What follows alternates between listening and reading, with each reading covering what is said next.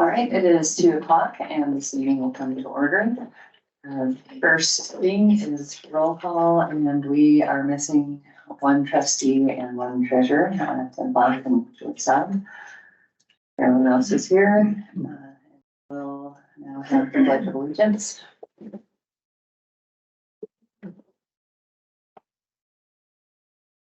I pledge allegiance to the flag of the United States of America and to the republic for which it stands, one nation, under God, indivisible, with liberty and justice for all.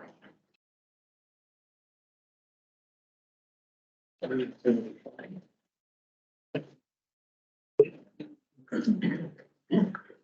right, we will now have public comment, and I'm having a hard time with the first name. Is it Derek? Sure.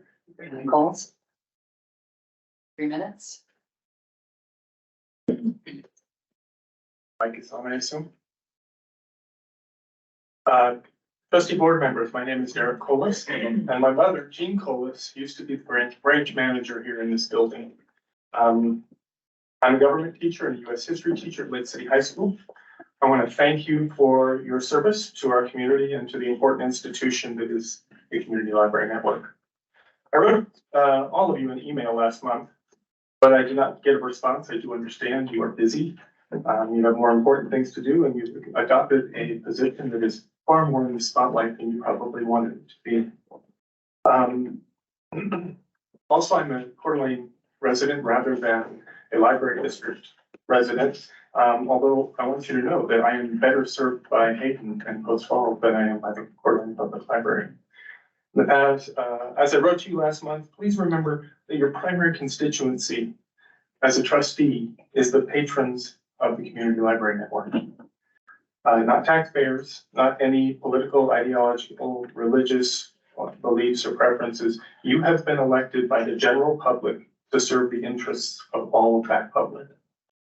That said, none of the 5 of you were elected by a majority of voters. There are approximately 250,000 voters in the areas served, the 5 counties served by the CLN, and none of you got even a 10th of those votes. The most recent additions to the board won their races under less than ideal circumstances in terms of election integrity. Given that and the basic ignorance displayed by the CLN members, the newest trustees, please adopt an attitude of humility as you serve all of these CLN communities. Please default to trusting the experienced board members and the expertise of the professional CLN staff until you are much more informed and knowledgeable about this important Republican small r institution. Also trust the many people who have spoken as patrons of the library system would be hurt by the reduced access, limits on programs and resources, and other hurtful and harmful changes you are considering. I've heard a lot of testimony. I've attended several of the meetings about people who are willing to pay taxes to maintain these services. I've heard much less about people who would save money, which is basically less than a Netflix subscription. As trustees of the CLN, please defend the patrons served by this institution. I am one, even though I do not get a vote in your election. I assure you that there are many others like me who value the CLN. Thank you for your service.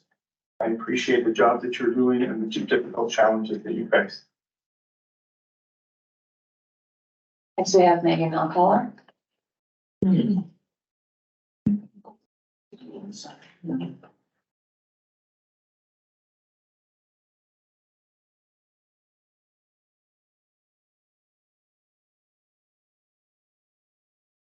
Hey, I'm Megan Alcala from Spirit Lake. I would first like to share the 5 laws of library science with the board. Number 1, books are for use. Number 2, every reader his book. Number 3, every book its reader. Number 4, save the time of the reader. Number 5, the library is a growing organism. Your staff understand and use those rules daily to run the libraries. I would love nothing more than to protect my young children forever from the ugliness of the world, but the amount of control that I would have to have over their lives would quite honestly kind of make me an awful parent. I would not be preparing them for much. They're going to have to work, go to school with lots of other children that are not like them. I am not saying I want or wish for my children to be exposed to the ugliness in the world. Just for context, sorry, I'm speaking to the materials in the library, so I saw that there's material collection policy on the agenda. I don't want my kids exposed to those things, but reading a book is probably the safest way to be exposed to them. Reading a book like Speak by Lori Hall Sanderson or 13 Reasons Why by Jay Asher could help them recognize when or if someone is dealing with one of those ugly things. I didn't do drugs in school because I read Go Ask Alice by Anonymous. I wasn't a bully and I didn't let other people get bullied because I read Bridge to Terabithia by Patterson. Books are important and impactful, especially sometimes the ones that deal with such horrific things. Again, painting with such a broad brush, like I think is going to be done with all of the programs here, is going to keep readers from finding their book. It's going to keep staff from being able to do their job. I don't know if this is the list that Chair Otteson has referred to several times or not, but there is a list down deep on cleanbooksforkids.com. You have to scroll and agree to stay on the website, but there's about 800 books on the list. Almost half of which are only in the Coeur d'Alene Library. So you guys have already taken care of that by creating the minors card policy. Minors cannot get books from Coeur d'Alene without their parents' consent. Some of those books include children's books, pictures books like Wonderful You, Baby Parade, Ferdinand the Bull. Yeah, I laughed too. It's because of gender identity. When you look for the ugliness in the world, that's all you will find. I encourage the board to look for more of the good in the world and to help the library staff continue doing a good job. And next we have Richard Boyles.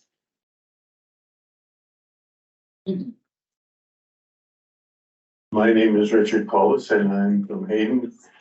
And the quickest way to destroy an institution, public institution, is to pull money away from it. We haven't added to the budget for a long time. In fact, as my son mentioned, my wife was the branch manager here. And we've asked the public to do some things. In fact, 40 years ago, my wife was the driver of the bookmobile, and that was the public library for the county. And we have this community has built this library.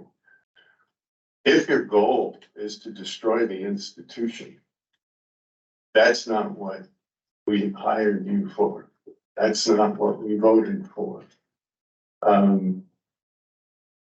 All of the little things. I talked to a lady who was taking puzzles out just as I came to the library. All of the little things are what bring the community together and make this. And the library is a center for that. And to have the idea that you can pull things out and still have the library, the staff, the people in the community need what they are being given, and they need more, not less. So instead of cutting, wait a year, get your feet on the ground. I used to believe that it was a good idea to put somebody who was against an institution in the role of a board member. And they would do better because they would begin to see some of the beauty of what happens, particularly in a library. But I don't believe you two new guys have even used the library before you got on the board. Please be reasonable. I approach you humbly.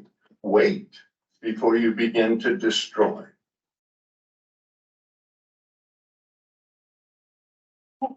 we have Teresa Burkett. Good afternoon. My name is Teresa and I'm a resident of Post Falls. Thank you for allowing public comment today. I'm an avid reader and I love to check out books any and every day of the week. This library network is more than just books and it's more than just me. My grandchildren and I took advantage this summer of the DVD collection and the Nintendo game collection. I love that we can do this together and without having to go out and purchase it ourselves. I happened to be here in the Hayden Library yesterday and saw children with their cake creations for the cake decorating program. The children looked like they had a lot of fun. This community needs programs like this, especially on Fridays, now that Post Falls schools will be closed. If you cut programs, eventually you will have to cut staff. Is this your intent? Has this been your agenda all along? I see you are planning to make changes to the material selection policy. Based upon a comment from Mr. Ploss, I believe you plan to eliminate intellectual freedom from this policy. If you remove this section, you are telling this community you don't believe in the exercise of free thinking. You don't believe in opposing opinions. You don't believe in parental rights to freely choose materials for your children. This action sounds very similar to authoritarianism. Britannica defines authoritarianism as, quote, in politics and government, the blind submission to authority and the repression of individual freedom of thought and action, unquote. As for the budget, I would kindly like to remind you that last week we heard from a unanimous community in support of a tax increase to protect our support staff, programs, and Sunday hours. You chose to ignore him. It appears to me you are gutting the library network against the wishes of the community and in conflict with your duties as a trustee. Thank you.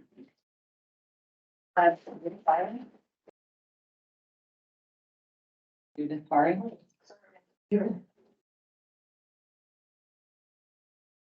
Yeah, if we could keep the clapping down so people can hear when their name is announced, please.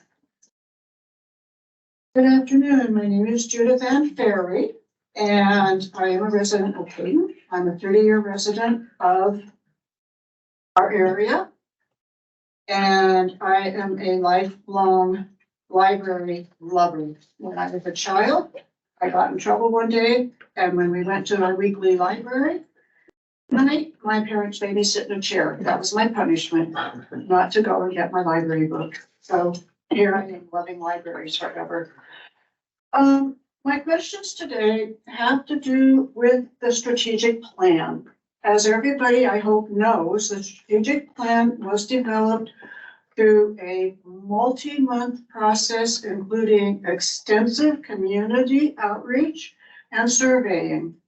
These are the four main goals and strategies of our current strategic plan. Number one, deliver unique and responsive programs driven by community needs and interests. Community, all of us. Number two, engage strategic partners to leverage shared experience and enhance community services.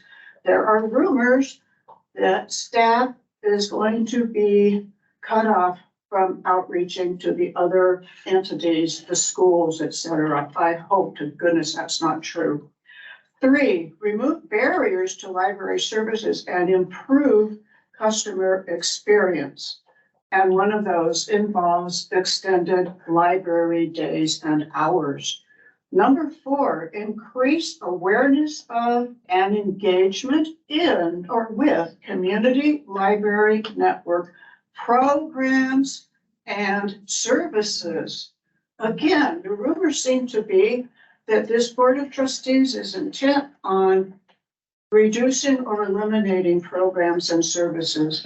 As a community member, as a lifelong lover of libraries, as having been so excited to be involved in as an occasional volunteer and always user of the libraries, please do not remove from the library all the work that has been so hardly done over these years to bring back these wonderful, wonderful expanded vision of a library for our community. Thank you so much for your consideration.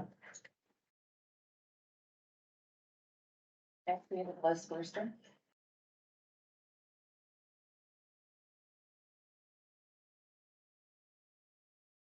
Hello, my name's Liz Worcester. I'm in Post Falls, and I've just got a quick thing to share. I know there's talk about getting out of the ALA, the American Library Association, but I've come across something called the Idaho Library Association. And they've asked a company to make a sticker for them. So down their website, there's a merch section. And it's a sticker that has a stack of books on it. It says library, something for everyone. And Self Talk says there's fairy tales. It's on the spine of the book, fairy tales, biography, cookbook, science fiction, spicy smut, paranormal romance, nonfiction, graphic novels. So there's a book on the shelves that they like to make sure we know about, that there's spicy smut at Idaho libraries. Whoa, I didn't know that. Although I have been paying attention for a couple of years, and we've been trying to bring that to everybody's attention here on the board, and we've been gaslighted. There's nothing sexually explicit in our library. It's all just educational material. So at some level, there's people in our library system who are proud of the fact that we have spicy smut available for our children. I love the library too, just like all these other folks do. And that's why I think it's great that we know this spicy smut is here and we get to say goodbye to it, certainly an access for children. So thank you. I'll just share this so the board knows that it's available, the stickers, if you want to buy it. Right, next we have Olivia Heising.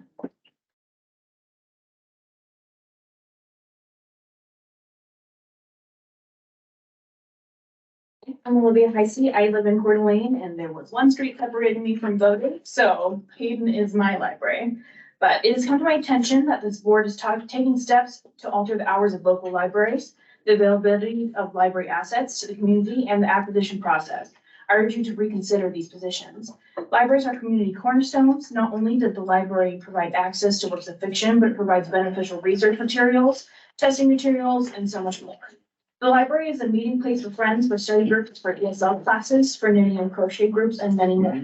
It is a central location for people to interact with one another when they might otherwise live isolated lives. Some of these groups that have regular meetings are reaping the benefits of the hours of the building is open, and often take what they've learned and created and give back to their community at large. Library programs offer some place safe and free for people of all ages to enjoy themselves on a more visceral level. Libraries are also a shelter for those who are maybe experiencing hard times. It's a cold place in the summer months and a warmer place in the colder months.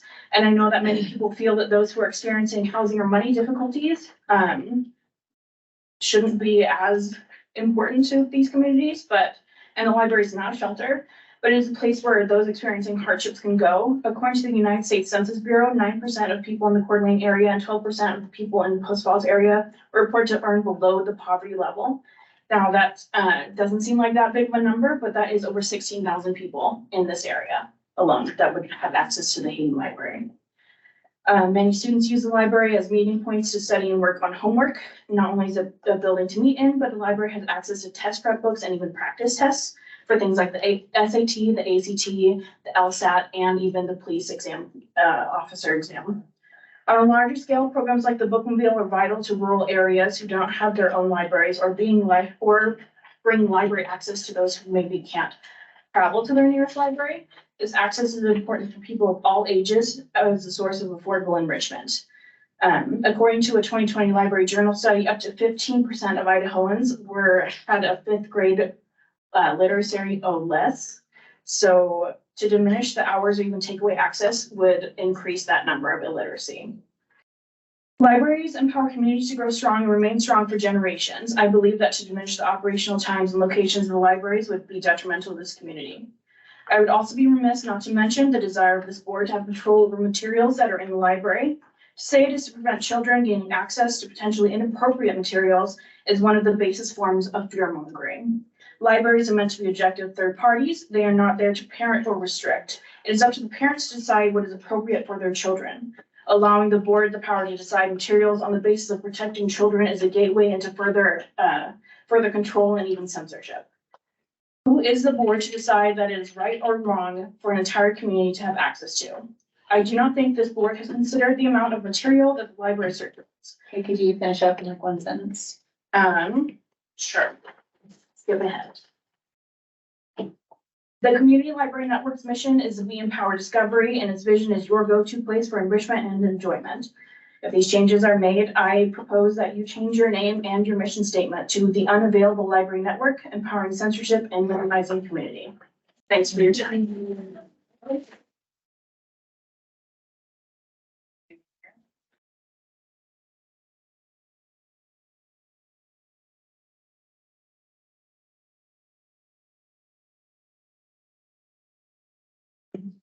Good afternoon. My name is Judy Meyer. I'm a resident here in the Hayden area, have been since the last century. I want to be sure and thank you for this opportunity for public comment. I think it's vital to what we as a community need. That is to listen. There's a joke in our family, we have 2 ears and 1 mouth. With your commitment to public listening comes responsibility, not only here in the board meeting, but out in the community. One of the joys of being a board member is to be out in the community saying, how are we doing as a library? What are we doing right? What are we missing? Talk to me, tell me, let's work on it. We want to be serving the public. Listen to all the folks who've come here and the genuine heart with which they speak. They take time to prepare. They take time to write. The majority of what I've heard has been very positive and excited about the good things that libraries can do, must do, and are doing. The theme that I've heard is to maintain services, increase them as you can, be responsible and fiscal agent, yes, but do not diminish what you're doing. The other aspect I've heard is confusion from board members speaking to the question of who is our attorney? How many contracts do we have? Where are we with that? That's certainly a concern as a citizen. We need to be sure we have a qualified, responsible attorney to help you all figure out what's the right way. It's complicated at times. We've all been there. But I think that's an important part of what you're going to be looking at today, and I want to address it as a genuine concern for many of us in the community. The public needs to be informed of what you're doing. So as you work with the attorney situation, please keep the public informed.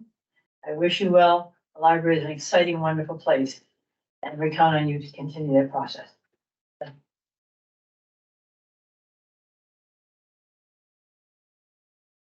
All right, we had asked our attorney to be here at 2:30 after public comments, so we're a little bit early. I think I got this before the meeting actually started. Was there one more person who wanted to speak?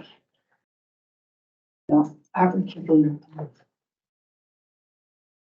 Okay. All right. Okay, sure. Can I make my comment that I was gonna make? It's just public comment. Public is only. I'm sorry, I couldn't hear you making public comment. Still, from anybody that didn't catch my stand comment. Yes, go ahead.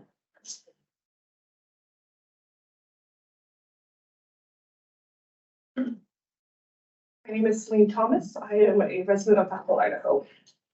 I come to you today not as a librarian, but as a mother. And I am so disgusted and horrified by the actions that the new board members have decided to take. I understand that you have ran, and your entire point of being these board positions was to protect the children. I empathize with that. I have 3 children.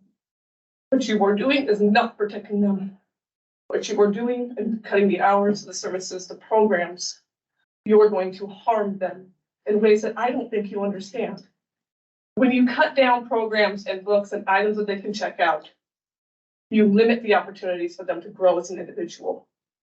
When you take away things that my children use on a weekly basis, such as library programs and books so they can grow and learn, you are stunting their curiosity about the world that they live in.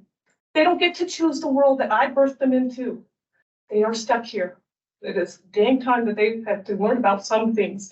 Even my 3-year-old learns things at the library about how to be a good friend, how to share, how to be nice and kind, and how that's more important than than getting bullied or letting bullies attack others. I beg you to please understand, when you take away books, when you take away programs, you are harming the children of this community. I have been a librarian for over a decade. I do not currently work for the district, but seeing this has gotten me to leave my job early today to come down and speak because of how upset my heart has gotten. I just got my husband, who has not read a book, mind you, in about 15 years. He's now reading books that he checks up from your libraries. And not kids' books, I mean like James Patterson books, grown-up books. He does also read a lot of kids' books, but that's 3-year-old can't read yet. So please, as you look at the materials request policy, as you're looking at policies and operating hours, understand that every family is different, and that's okay. What works for my family isn't going to work for all of yours, and that's okay. Working for my family, that means sometimes on the weekends we come into the library. My husband and I both have jobs. Please consider that as you look into your policy development, as you look into budgetary concerns. Understand us, please.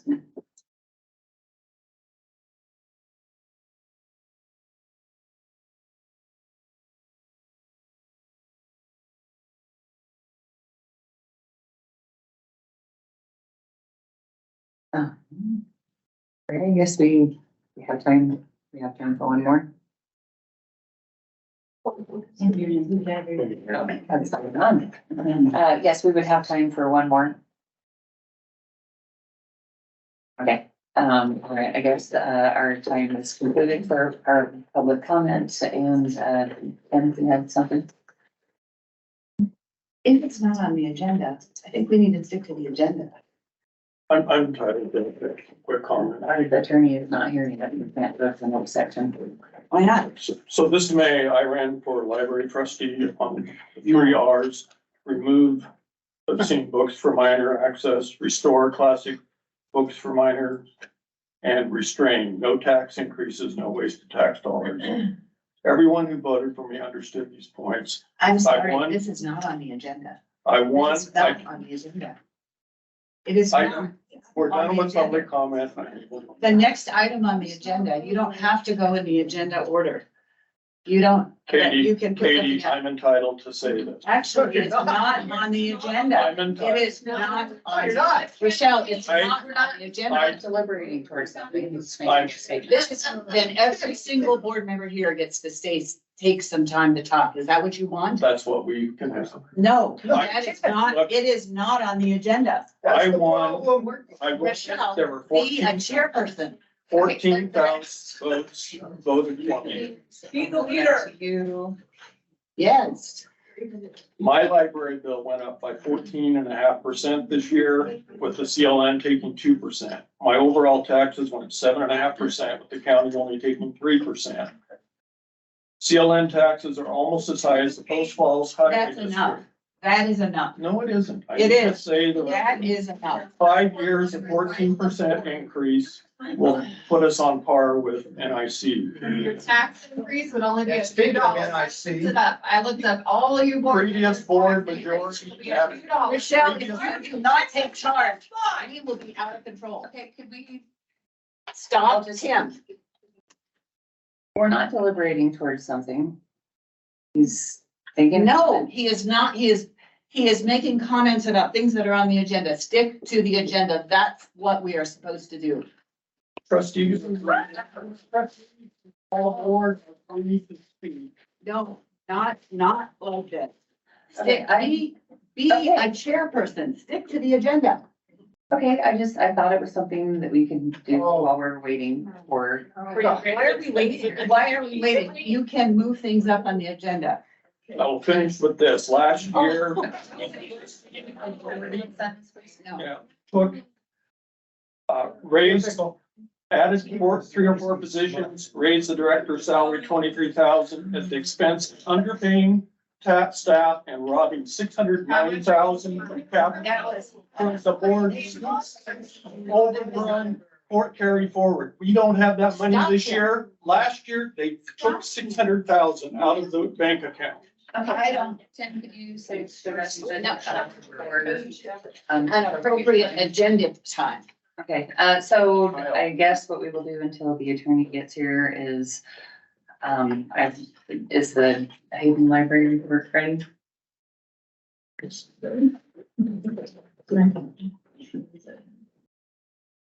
The Hayden Library Manager, Roxanne, is under the weather today and is not able to present her report to the board. I'm going to step in and give a report on her behalf. I cannot remember if this was shared earlier, but Roxanne has tendered her resignation and her last day with CLN is August 25th. She has accepted a job with another public library, and we will miss Roxanne's bubbly, helpful, can-do spirit. We have posted the soon-to-be vacant position and will look to hire a qualified candidate with a master's degree in library and information science as soon as we are able. Hayden Library has about 20 staff. 3 staff are full-time, and the remaining are part-time. Hayden Library is usually our first or second busiest library within CLN. About 35,000 items are checked out each month from Hayden alone. Hayden issues about 180 new library cards each month and has about 11,000 visitors. Hayden's staff work to develop a robust schedule of programs for all ages with a focus on discovery and literacy. In addition to children's, teen, and adult materials, Hayden houses the Kootenai Genealogical Society collection of books, videos, historical ephemera, and family history resources. Hayden Library is a large facility. In addition to staff working to offer essential library services to the community at our service desks, some of our district services and associated staff are also located here, including youth services, emerging technology, technical services, adult programming, and the bookmobile. Thank you.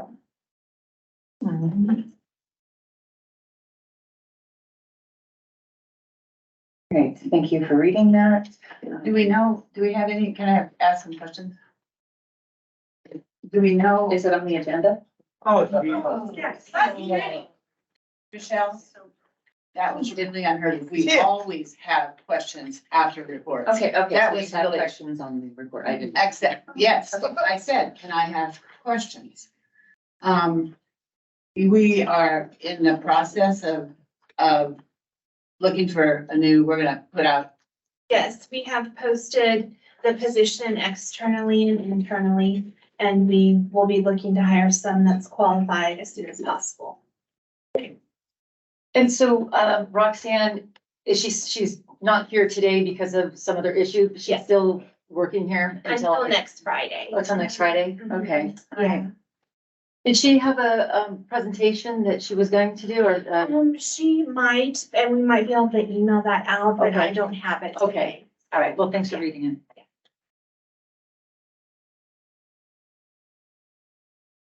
Okay, do we have any other questions about the Hayden Library Report?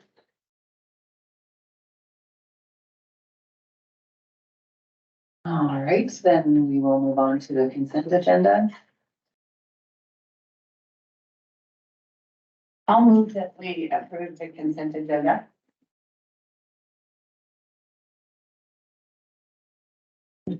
Well, let's have a discussion on it. That's in general what happened. Yeah, a motion can be made, before or after discussion. Let's see, So I moved to approve the consent agenda. And I think what needs to happen is the board chair needs to repeat that and then open it up for discussion.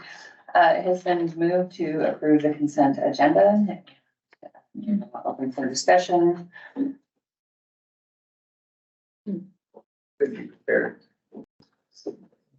All right, so I have a correction to make on the July 14th, page 2. It says, Says after both lawyers made comment, or, okay, so it's in the first paragraph, about 2/3 of the way down. After both lawyers made comments, Addison asked Gridley to resign. That is not true. I went back and listened to the meeting. What I had asked him twice is if I should ask him to resign, because I wanted to know, what his preference was. So that sentence could be taken out, or, What would you like it to read as? So we can get that in the minutes. just both lawyers made comments. Where does it say that? I'm not seeing it.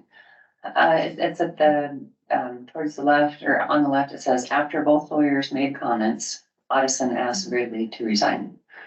I did not ask him to resign. So I could just say both lawyers made comments.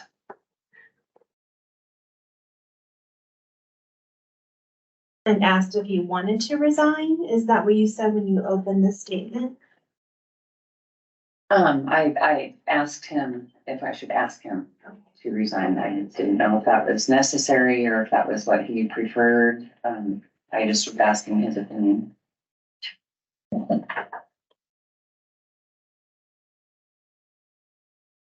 I don't know that it really matters. I just, the notes would be accurate.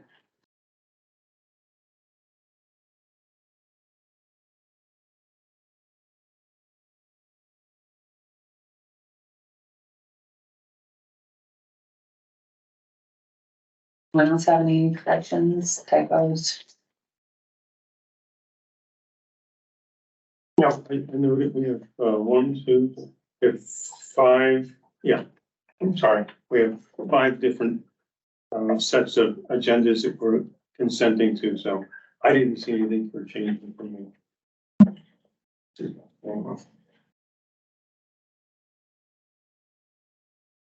Good job, staff. We usually have a lot. I do have. Beg your pardon, I do have a question. Anyone?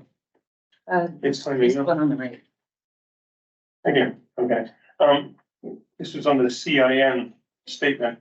I'm just curious, it goes through each of the different, members and it speaks about the library district, the different ones that paid, their dues. And then some mention couriers and some don't mention couriers. Does that mean they didn't pay their courier dues or did they not use the courier? I didn't understand that. Not all libraries use the courier. Okay. So if we don't see the word courier, we assume they don't use the courier meter. Okay, so it wouldn't say they didn't pay their courier. What I mean is I can't tell looking at it whether they use a courier or not. But all the ones that do say they're paid for everything else, but it doesn't specifically say they paid their courier. Well, the ones that are paid does say that. So if you were to look at Osborne Library, and my comment is Osborne Library has paid their portion of dues for the year. And then you go to the financial statement, line 8, you will see that they have paid 100% of what they were budgeted to pay. So they don't have courier.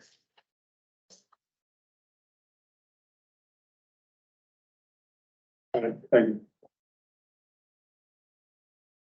My question, I guess, is to Janelle on the CIN is looking through it. I don't see any problem, but is there any libraries that aren't able to pay or haven't, everything is up to date? Okay.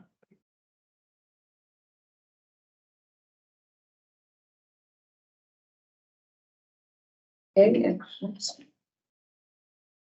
If there are no further questions, I guess we need to amend the motion. Oh, yeah, I can withdraw it and make another one. Okay. I move that we, approve the consent agenda with changes. It has been moved to approve the consent agenda with changes. There are no further comments. All those in favor, say aye. Aye. Nay, only because I got my packet so late and I've been so swamped, I didn't get through all of this. So since I didn't read it, I don't want to approve it personally. Understandable. All right, well, the ayes have it and the consent agenda has passed. We will now move on, see Colton's still not here. My text, and you didn't answer it. Okay, all right, we will move on to Community Library Network July 2023 financial statements. That's the green ones. We have questions, comments. I have one question. I have a question. It's been on all of our reports here for the budget. What is the ag equipment? I mean, we're getting sales tax, pardon me. This is the income area, revenue, sales tax and ag equipment. Is that agricultural equipment? What is AG equipment? I'm not familiar with that. And where's it coming from? It's a replacement tax. And like the personal property, is a replacement tax, so they had taken away a provision that we used to receive. And they have made it a replacement tax, and part of that was from ag equipment, so agricultural equipment that we used to receive taxes from, but we don't anymore. And so it's a replacement tax. Until they change the law, that it's a set amount that we get every year. I'm curious, does the staff have anything they'd like to highlight to us? I will let Janelle announce the E-rate news that we have relating to internet access and telecom. She'd like to. On Monday, I worked with our consultant to finalize the process for our E-rate dollars, and that has all been approved. Yay. I have a question concerning the invoices from the law firms that were sent out. Did everybody look at those? All the trustees? That's fine. Yeah. So Is that on here or? it's, how to do its financial statements? Separate email. They were emails. Yeah. Is there anything we can do about the buzz? Maybe just turn off the extra mic. Yeah. We'll just need to speak louder. Oh, okay. We do have multiple mics on, which also disrupts the system. Well, since they're bills, wouldn't that have to do with financial statements? It's a confirmation, email. No. What are you talking about? No, these aren't. This is public record. No, I meant the invoices. Yeah. It's an email. Yeah, they're.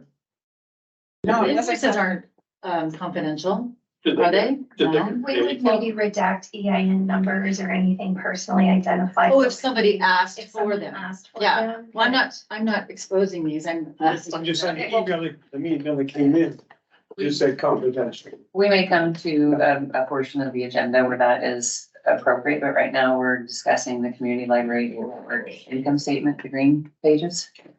the financial statement. The right financial statement. And if these have some of these been Yeah, sorry, paid? that was what was on the first page, so that's what I said. Have some of them been paid? So in July, payment under legal and professional was made to Lake City Law for the final billing for the June billing hours. Other invoices have been received and they'll likely be paid in the August statement. So can I talk about them or can I not talk about them? I'm not talking there. The 10,000 on the sheet here, that was to one law firm? Line 70, legal and professional, or was that mixed with some other professional? Legal and professional. It has both legal and professional. The invoice that was sent for Lake City Law, I don't want to publicly state it, but it was not 10,000 for the month of June. Yeah, none of them were 10,000, that I recall.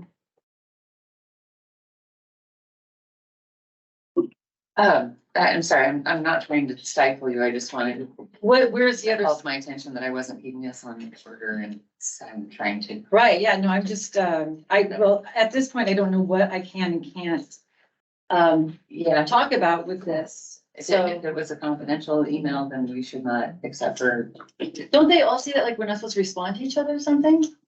I don't. Perhaps the staff can help us. Yeah, please. This is, are these things available through a public records request? Yes. Okay. And is there any reason why we couldn't just, that you know of, that we could not discuss them at this point? Well, I think what makes it relevant is that, our year-to-date actual in the line 70 in this report is 97,000. So we're currently at 94.59% of expenditures. And you just received 2 invoices that will push us over our year-to-date amended budget. So this line item is now going over. So I do think that is relevant for discussion by the board. And we are not being inappropriate by discussing them in public at this meeting. I believe that's correct. Yeah, I don't think so either. I mean, I think that this is public, you know, our financial stuff is supposed to be public knowledge. It's their money.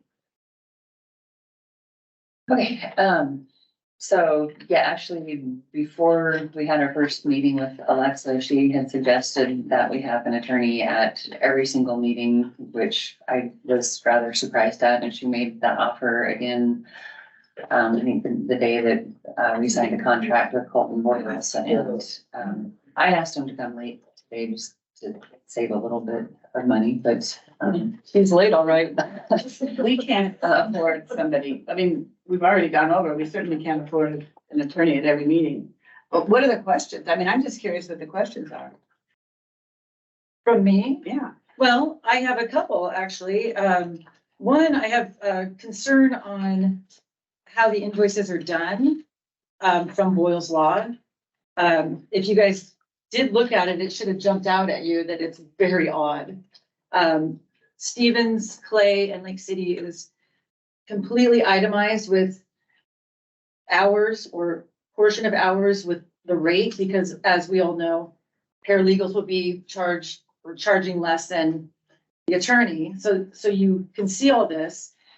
And Boyle's Law just has basically total due with nothing broken down. So yeah, I would guess that they would work that out.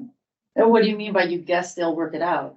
Well, I haven't specifically asked him because I was CC'd on it, but I assumed that was between the director and the staff. But I mean, that's even a little bit odd that a law firm would even send something like this out. I find this very, very strange. I've dealt with a lot of lawyers in my time and I've never seen something like this. The dollar amount is significantly lower than the others, though. So, would there be any opportunity to ask Mr. Boyles to specify, what, as these others have done, incident by incident, could we as a board ask him to do that? Did you see it? I looked at it. Can we ask staff to please ask him if he could, specify item by item why we owe this money? I have made that request already, so Oh, I thank can confirm that I've done that. I have not received any further response with a corrected invoice or correcting the deficiencies. But I have not received anything that said that would not happen. So I'm just waiting for a decision or a new invoice. Okay, well, that's good. I have some concerns about, our invoices need to be able to be reconciled with the contract. And so the format of this requires us to be able to identify the date, or that, especially since this is the first invoice, that we aren't being charged for services before that date, or that it's in the period of the contract. And again, it's just some initial concerns, at a rate of $275, the number of hours billed is not the total on the invoice. And so I need further clarification or information about what lower rates actually were applied, how many, by whom, or the details of the position. Right, and what were the issues? I mean, it's so clear on each one of the ones on the other invoices, which with every incident, it's clear either who was spoken to or what was being addressed legally. And I think that would be really beneficial for our taxpayers to be able to see that as well. And I would like to make the point that the fact that we're at 94.59 and we haven't paid Boyle's Law Firm anything, So it's not his fault. Oh, It's, that's wasn't my, that's certainly not what I was saying. okay, Certainly not. But to Tim's point, you say he has the lowest invoice. He hasn't even done anything for us yet. So that's a very funny statement from All him. I'm saying is, it's give them a chance to do what Alexa's asked. And I'm sure it won't be a very big problem, and it's not that much money compared to the other two law firms. Professionalism, yeah. so, I didn't comment at all. right, I look at the email Alexa sent out. There's no new finding regarding Boyle's Law. Her email from yesterday or today says that it'll be paid upon the resolution of invoice deficiencies. So I don't know what the contract said in terms of how it was going to be billed. Boyle's Law is obviously the smallest of the three. I've spoken with them quite a few times that understand certain things, so there are some hours on there, I'm sure, from me. And so, but it's not a new finding, it just says it upon resolution. So I don't know whether the agreement between Boyle's Law and CLN said it needed to be broken down line by line or hour by hour. So I'm sure that's easily resolvable with a discussion. We're actually, that's what now. we're not taking comments from the public right now. That time was earlier.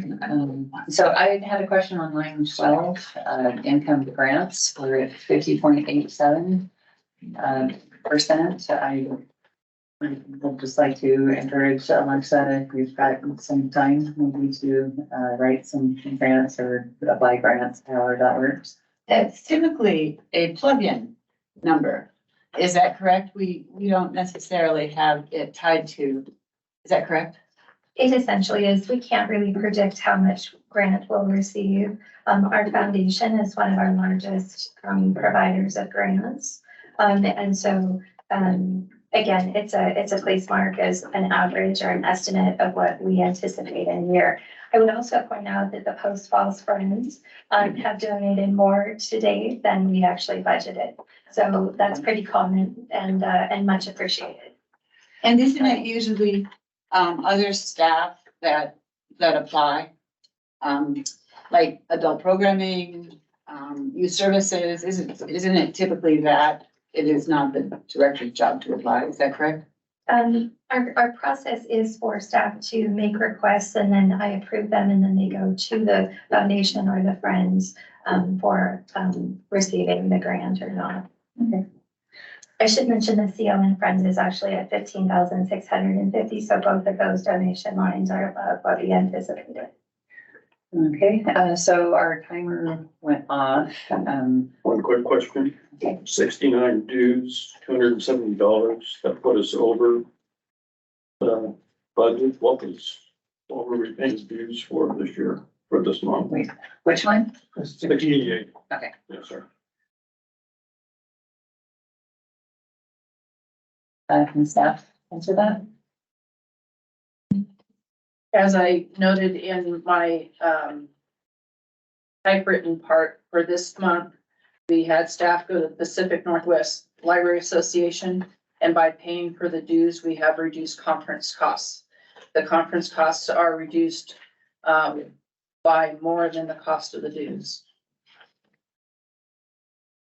Thank you. All right, is an action item, so I would entertain a motion.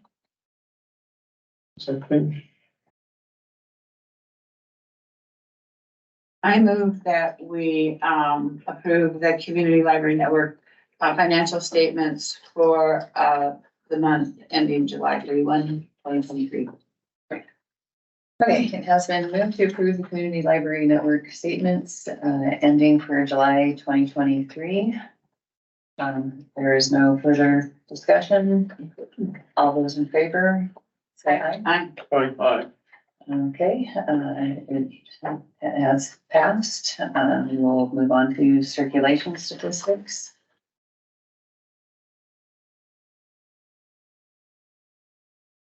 Assuming that includes unique. As far as.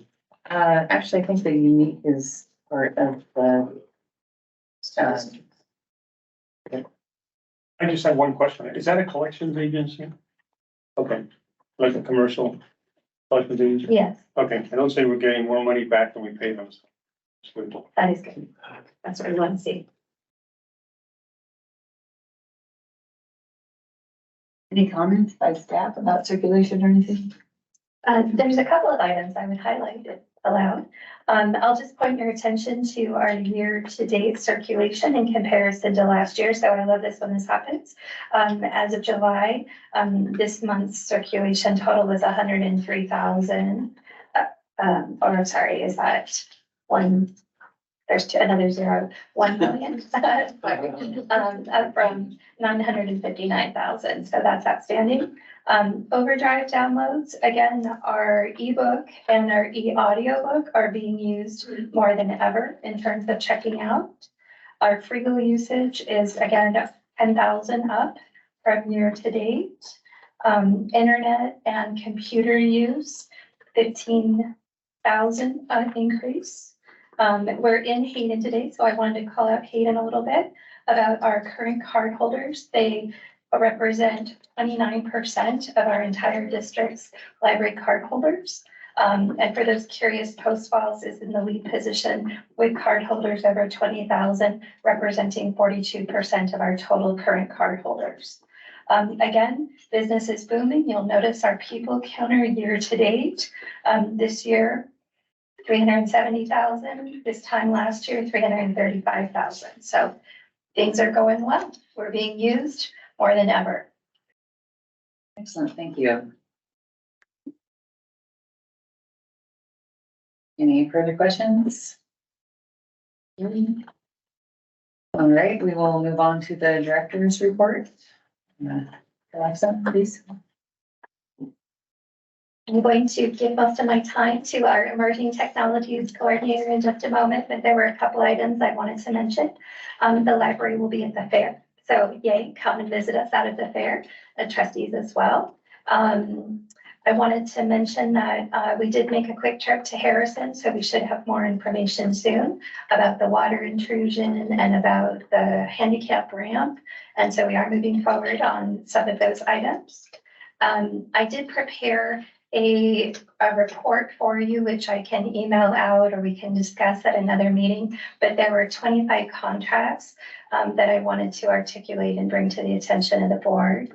And then I also wanted to mention, we've received quite a few public records requests from July 6th to August 16th. We've received 17 requests over that 6-week period. That's approximately 2.8 requests per week.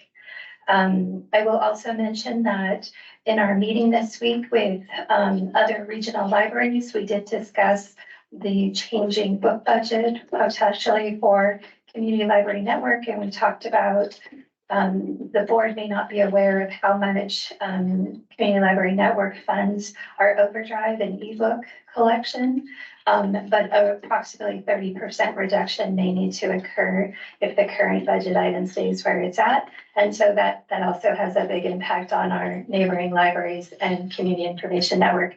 We are the largest purchaser of ebooks and audiobooks in overdrive. Coeur d'Alene is second. What did you say about 30% reduction? Can you repeat that to me? Currently, our estimated budget for approval, maybe today or tomorrow, is a 29% reduction in line 28, physical and e-materials. And so it would have a substantial impact on all of our Community Information Network partners that share in overdrive and access to ebooks and e-audiobooks. Okay, that's really, that's important to know. Thank you. Question on that, Alexa, is, I thought this was a subscription. We pay amount per year for each of them. So why is the number of uses, do we pay per use also? Veering off topic slightly, but I'll explain a little bit about overdrive. Overdrive has two components. They have what they call a platform fee, or basically a basic subscription fee, if you want to think of it that way. And then we pay for content.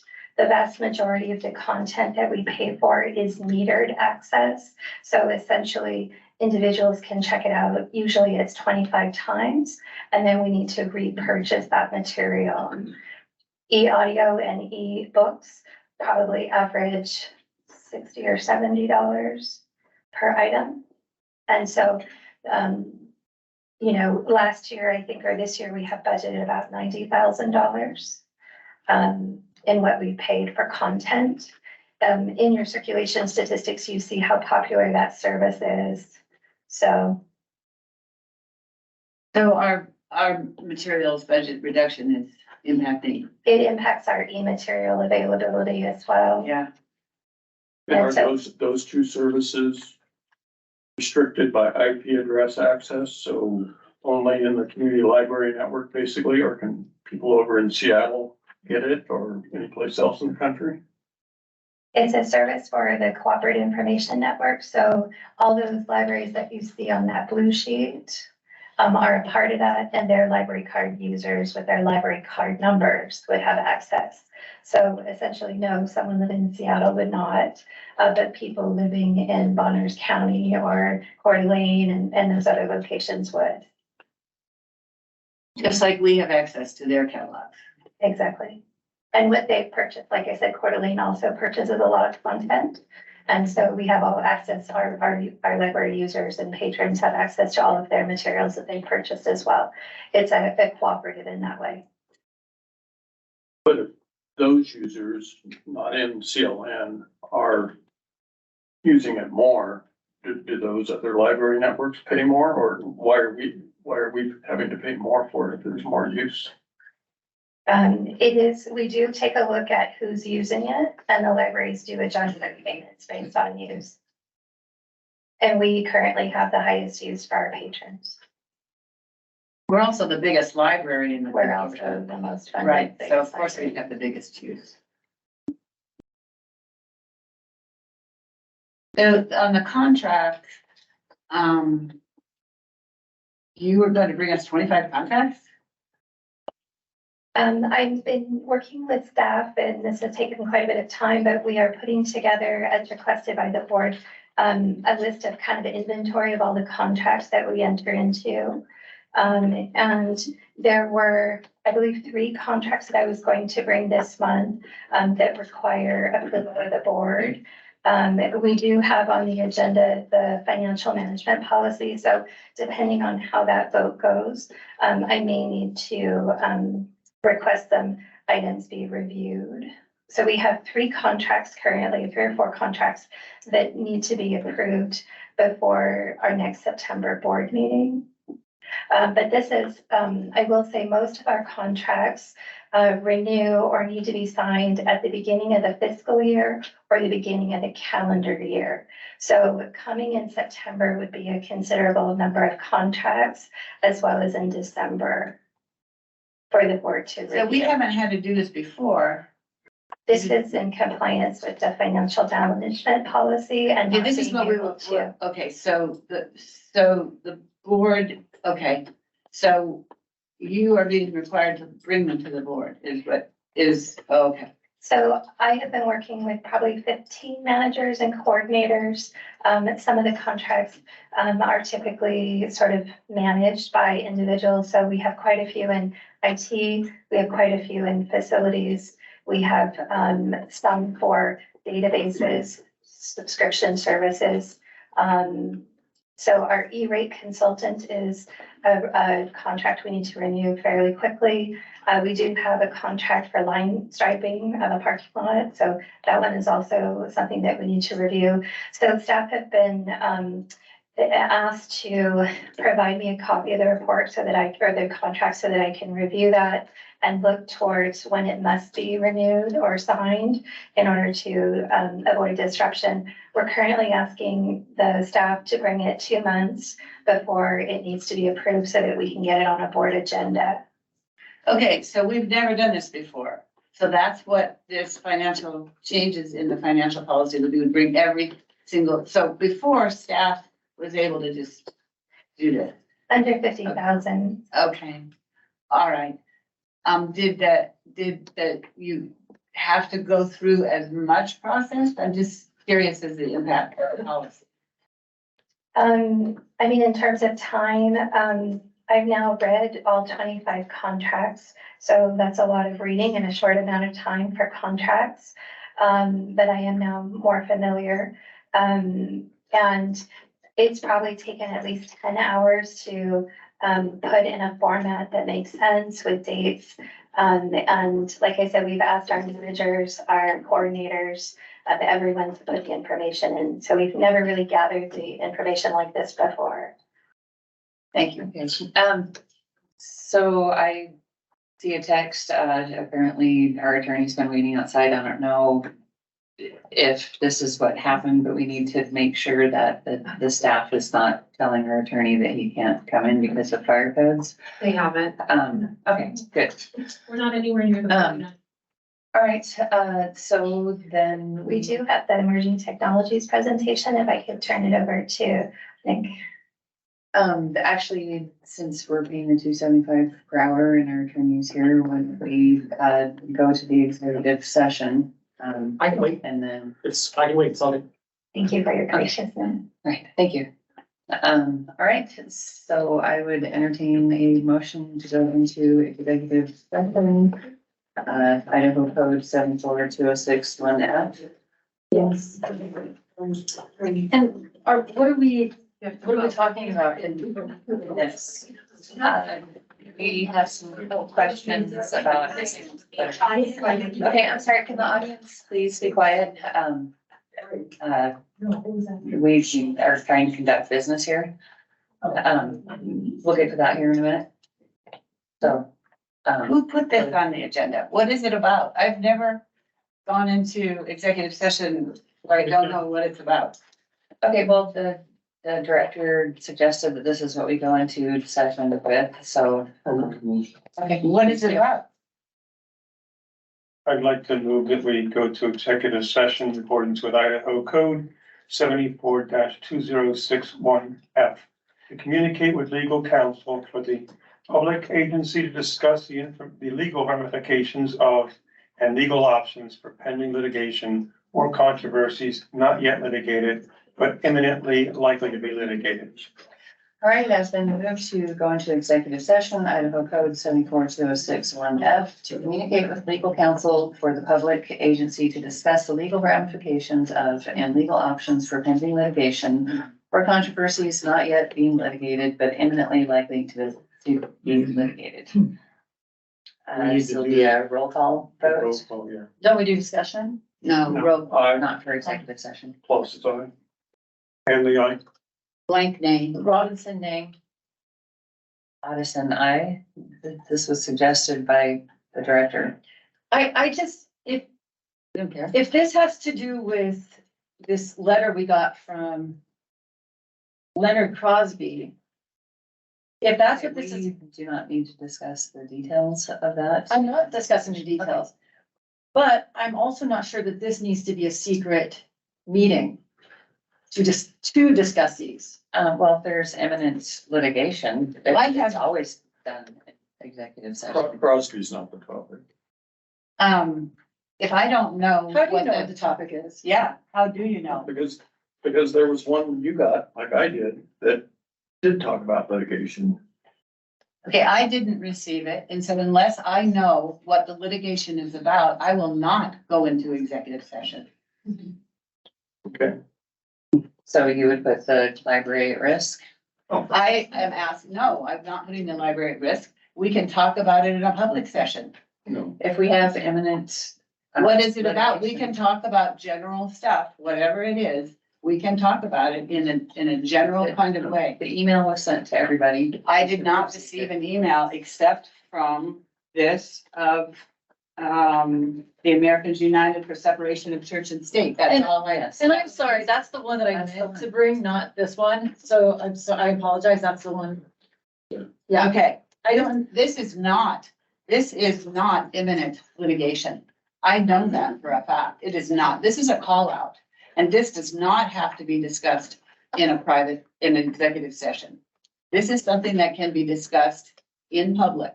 Okay, there were also some other questions that the director suggested that we discuss. But if you want to waste the attorney's time and the library's. I didn't Not invite having the, an answer. I didn't invite the attorney. The attorney can still, the attorney can still deliver us an opinion. We've had plenty of open meetings with attorneys where they've talked to us about legal opinions. We could certainly use the support on this. Don't do it in public if it's confidential. We just This move isn't- on. We this move is- on. this- Katie, if you two don't want to do it, then we just move on. Okay, so you guys are preventing us from getting the advice that we need, and you're potentially opening up the library to litigation. No, I'm not. This is if, I will be happy for anybody who wants to can get a public records request for this. This is not, absolutely not, imminent litigation. Or It's a- confidential. Or confidential. It's a call out to inappropriate behavior, of our board. And it is suggesting that we do something different. And there is absolutely no reason why, and the only reason that this would be a problem is if we wanted to close our Hayden and Post Falls libraries for religious reasons. Other than that, that is what this letter is about. And so if this is a public discussion, this does not say threaten litigation in any way. It says you are heading toward a problem. That's exactly what it says. Would it be proper for us to ask our legal counsel whether we should be doing this in executive session? I've asked other legal counsel as well, so I'll give that opinion. It is imminent. It's given us 30 days from the date of that letter. What the letter says is that it has given us 30 days to respond. Okay, so I concur with what Tom said, we should ask the attorney. What specifically is the question? Well, we have two people who are refusing to go into executive session to protect the library from. No, that's not why that's not it. We're refusing to go into executive session because it doesn't need to be. Well, I don't know why. Okay, well, the director suggested that we do this.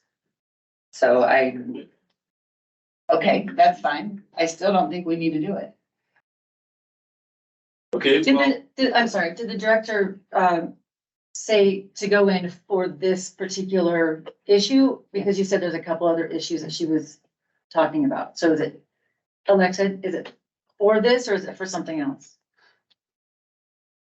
I guess I don't mind saying that, we do have on the amended agenda, a reduction of seal and branch open hours with an action item.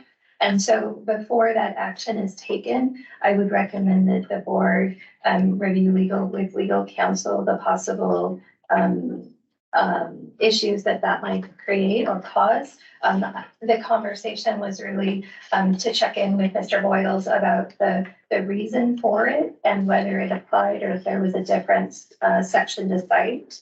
And so that was on the chair and I assume the attorney for confirming what reason. But that was my concern, is that we had on the agenda the possibility of an action item. But there's no reason to put that and not talk about that publicly. We've been given legal opinion publicly in the past where we've been told, if you choose this path, you are setting yourself up for problems. I think the attorney would be the best person, but yes, not all legal conversation or legal advice, it needs to be an executive session or warrants that reasoning for executive session. So I would encourage Mr. Boyles to maybe respond to that part. well, I think there's a difference between a reason to discuss a legal opinion in public and a reason to have a discussion in executive session.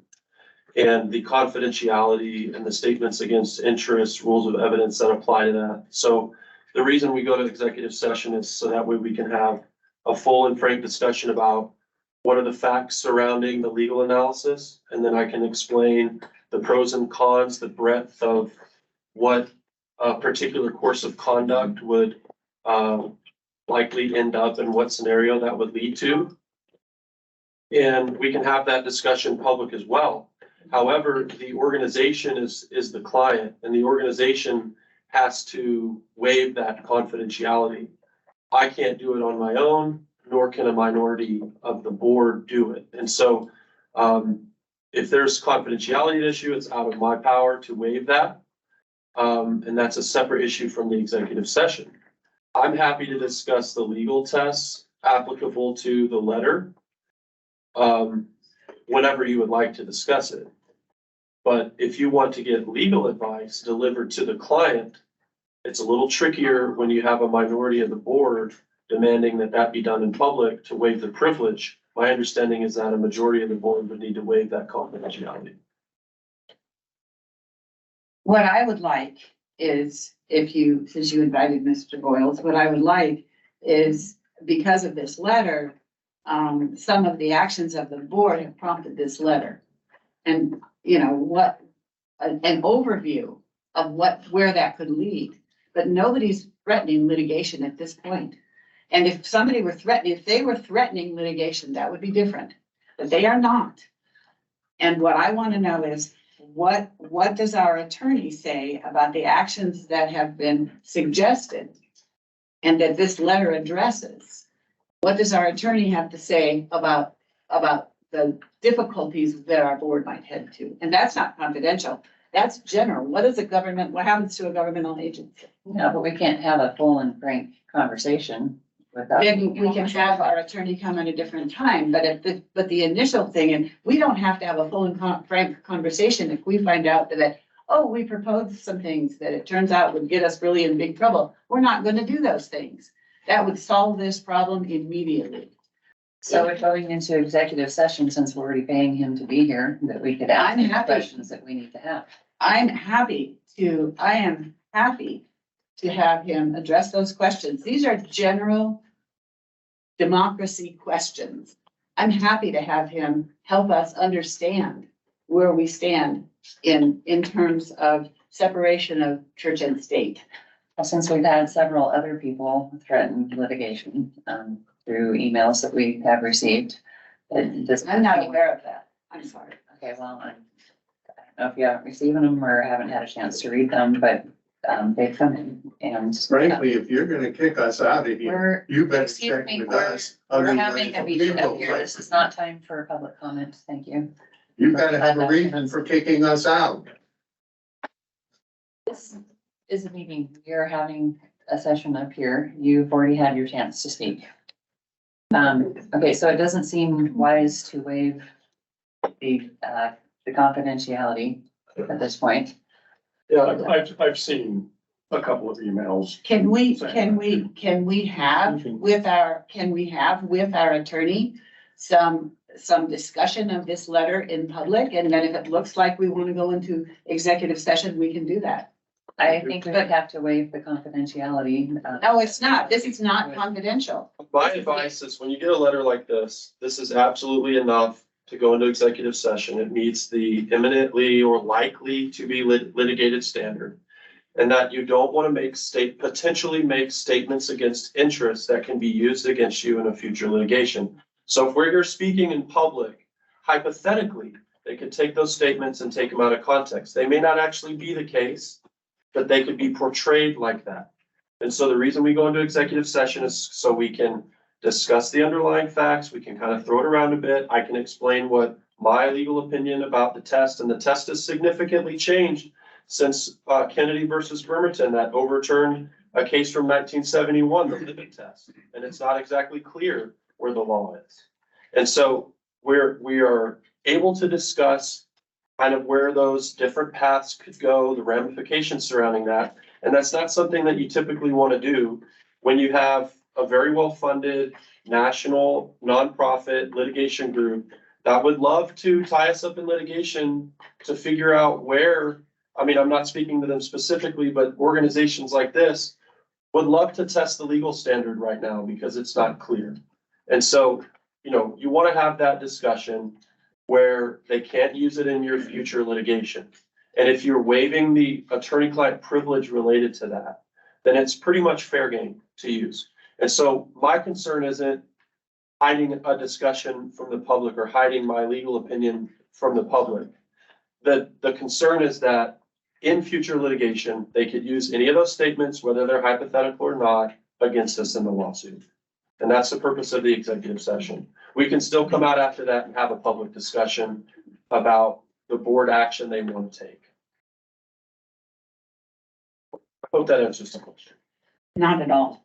Really. Can I say something? Yeah. I would assume that anything that we talk about on the subject today in the public, we'd be talking about things that were already said or done.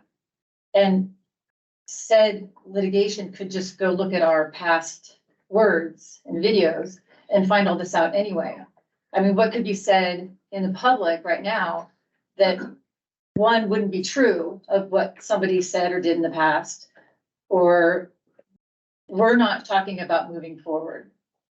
So I don't understand where they could find something in our words today that wasn't already said and videotaped in the past. Yeah, and all I want to know is the words that have already been said, which are addressed in this letter. It is pretty easy to say, gosh, we didn't mean that. We're going to be looking at ours based upon demographics or whatever. But if we can't have a discussion like that in public, we are blinding the public. Those words, the words that prompted this letter were said in public. Yeah,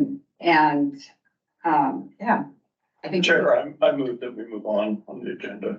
They aren't interested in, I don't want to do it in public. Okay, yeah, I don't want to waive the confidentiality because anything that could be said now, it would be shaped by, you know, how it could be misconstrued. So, I believe that there is a public discussion that can be had, which does not put us in jeopardy. And the fact that our attorney won't even address the issues of separation in church and state in a general kind of way, but sort of confuses the issue by putting this whole confidentiality thing on it. We've had other times where attorneys have said, if you do these things, you will be violating certain things. And that's the kind of stuff we need to know. okay, well, I think that you're trying to air something that we should be able to get. That should be full and frank discussion with our attorney, which we can't do because you guys are thwarting that. So I guess we will. You know, Rochelle, you would be able to have a going. full conversation with him. I could have a full conversation with him in public. Yeah, I could too. Okay, well, I'm not waiving the confidentiality, so I guess we will. You don't even know what that means.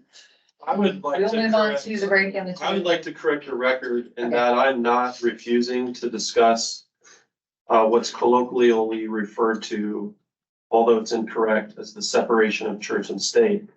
I'm fully offering to discuss how Kennedy versus Bremerton has overturned the Lemon test and how we would analyze moving forward in response to the letter specifically. That's legal advice that I would give you related to the letter. It has nothing to do with any further action in other areas that the board might take. It's solely related to the letter and the letter alone. And I don't think there's any problem with that conversation happening in an executive session. And I don't think that in any way can be construed as the board trying to hide transparency. So, thank you. Would maybe the attorney be interested in putting together a memo that could be sent to all of the board, and then maybe at a future meeting, they may want to discuss it? We could absolutely do that. I think it's usually cheaper to go over things orally in an executive session, but we can craft a memo. We'll do a short memo that sets out the legal standard and where we kind of think it's going, shows you any recent precedent in the lower courts and how they're handling Kennedy. And then you can review that and we can have a discussion. And I'll just put a bookend on this and let you know that the advice would be that the district not close on Sundays solely due to a religious reason, right? If the district is going to close, my understanding of the legal test was that it should be based upon reasons that are not solely religious, right? And the 6 reasons that I found generally are government, the concerns that they have that the court will look at. 'Government control over doctrine and personnel of established churches, government mandated attendance of the established church, punishment of dissenting churches and individuals, restrictions on dissenters, political participation, government financial support for established churches, and government use of established churches to carry out civil functions. It appears to me that the district has plenty of discretion to either remain open or to close on a Sunday, so long as they consider correct and not solely religious factors. So I hope that helps, and I'll craft a memo and follow up, so long as the board would like to direct me to do that. That was great. Thank you very much. I appreciated hearing that. That was the kind of conversation I thought we could have in public. And I would have encouraged more. I really would like a memo. I think that would be good. Referring to the cases that you referred to. And I would like to have this put on the agenda so that we can talk about it again. And I'd like to add something. I do appreciate that opinion. Thank you. And why, another reason it's so important to have that conversation that he just had was because it's an action item to reduce the hours on Sunday. Right. So that's another reason it's so important to have that discussion in public, since the action, if we went in executive and it came out and all voted for, let's close on Sundays, that would be a big problem with the public. All right, so, you have a consensus on the memo issue? Yes, that memo would be great. Okay. And typically, the way I would recommend that the board do this is that if the executive session is noted as an action item, then the board could discuss the potential action. That could be a memo in this instance. And then it could authorize me to proceed as directed after we come out of executive session. And so we wouldn't vote in the executive session. We would come out, authorize whatever the proposed action was, and then take a vote on that out of executive session. I don't think that's necessary here to authorize a memo, but just for future best practices, that's what I would recommend at transitioning out of executive session. I also would like to know, if the request here is, we would appreciate a response to this letter within 30 days that advises us on how you plan to proceed. I don't know if and when somebody wants to respond. I don't know who's going to respond, or we perhaps, when we get down to our reduction of branch hours, we find out who responds. I didn't read that to be a requirement. I mean, just because they want to respond, my opinion, it's like, that's nice. I can write a letter to all kinds of people, but there's no, I don't know, I'm not a legal guy, but I don't think there's any obligation necessarily to respond to a letter. No, I can see that there isn't. However, it's such a big deal, you didn't want to talk about it in public. It would seem to me you'd want to respond to them if you're finding it's such a big deal. Does seem like it could have on problems, based on what the memo says. And again, I would just note for the record that those types of statements are precisely what we don't want to put on the record. That could be maybe one individual trustee's perception regarding the facts that may or may not be accurate. So if we're making factual statements related to, the underlying transaction of the letter, those are statements against admission that will be used against the board in any future litigation, just to be very clear that we all understand that. I certainly would want the letter to be reviewed by our attorney before it was sent off. All right. I don't think we should be discussing anything about what we're doing about a letter response unless we're in executive session. Since you don't want to go there, Katie, let's just end the conversation. Okay, so we are moving on to the next section, which is a tour of the library and break. We're finished. We were gonna do. Did we finish the library directors?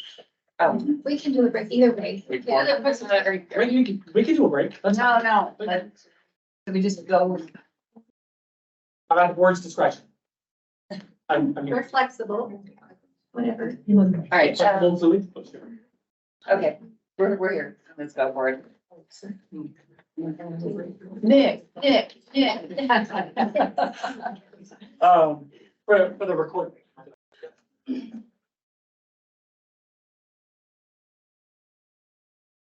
both the time I don't usually need a mic for those that know me, but I wanted to bring us back to 1977.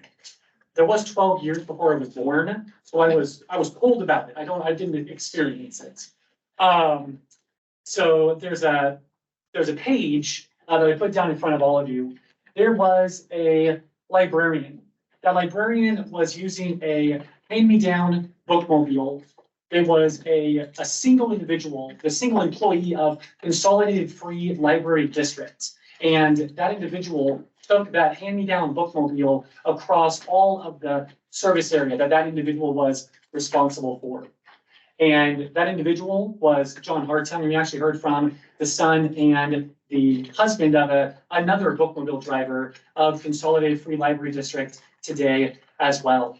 And that individual spent 40 years in their mission of the library. And that individual started as one individual with a hand-me-down bookmobile. By the end of the 40 years, there were 7 library locations. There was a bookmobile, there was a discovery bus, and there was also many other outreach vehicles that were being used to meet the information needs of that public that they were serving.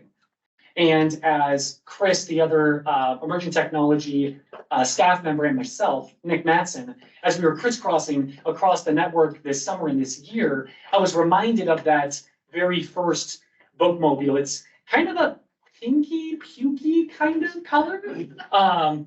The Discovery Bus and the bookmobile are diesel. I'm assuming that one was as well. I'm not quite sure though. But I was reminded of that as we were crisscrossing across the network. So it was 1977. But emerging technology, a lot of the time I tell people, I'm the emerging technology librarian for the Community Library Network. And people say, what is emerging technology? What does that mean? So I wanted to go over 3 of the things that emerging technology has meant since we started. Emerging technology is one of the newest departments in the library. We started in November of 2018. And there's 3 things that Community Library Network, my department specifically, has been trying to accomplish. And those 3 things are digital literacy, technology access, and the growth mindset. Digital literacy, right now, I feel is very important. Digital literacy is a subset of traditional literacy. In the past, we needed information. Sometimes we're getting that from libraries, sometimes we're getting that from books that we were able to purchase ourselves. But that traditional literacy, the only thing you needed was that tool, the book. Now there is so much information that's locked behind subscription fees. And that's where digital literacy is so important. It used to be you could pick up the book. Now you have to have the username and the password and the 2-factor thing that's sending the text to my phone. I hate that. All of those things are why digital literacy is so important in our libraries, happening in this department, but also across our entire library. Another foundation of emerging technology is technology access. This is an earthquake simulator. I'm not going to turn it on because I think it's going to make the mic go crazy, but it's a simple machine.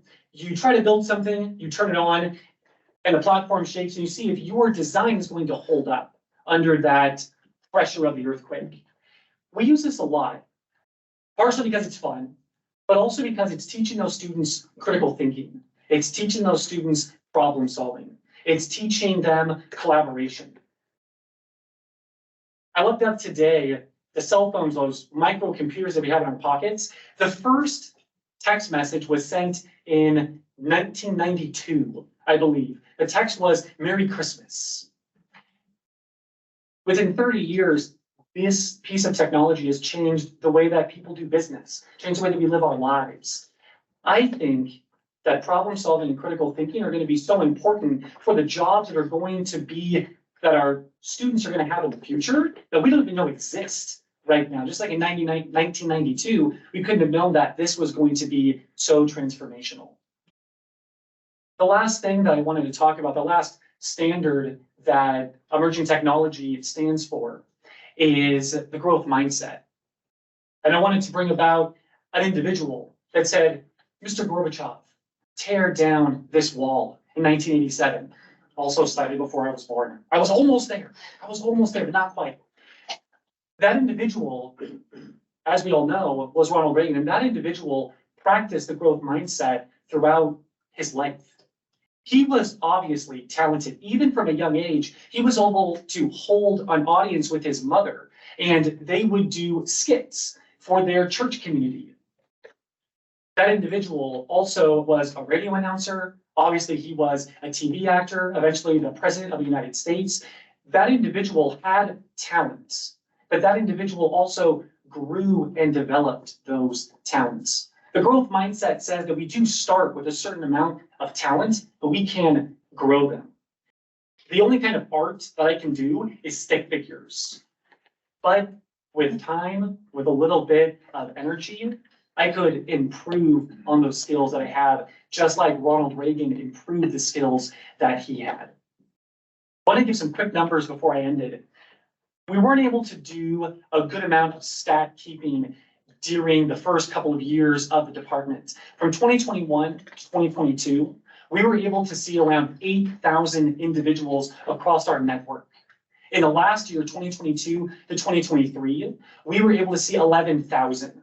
So from 8,000 to 11,000 with those 2 staff members that we have in emerging technology.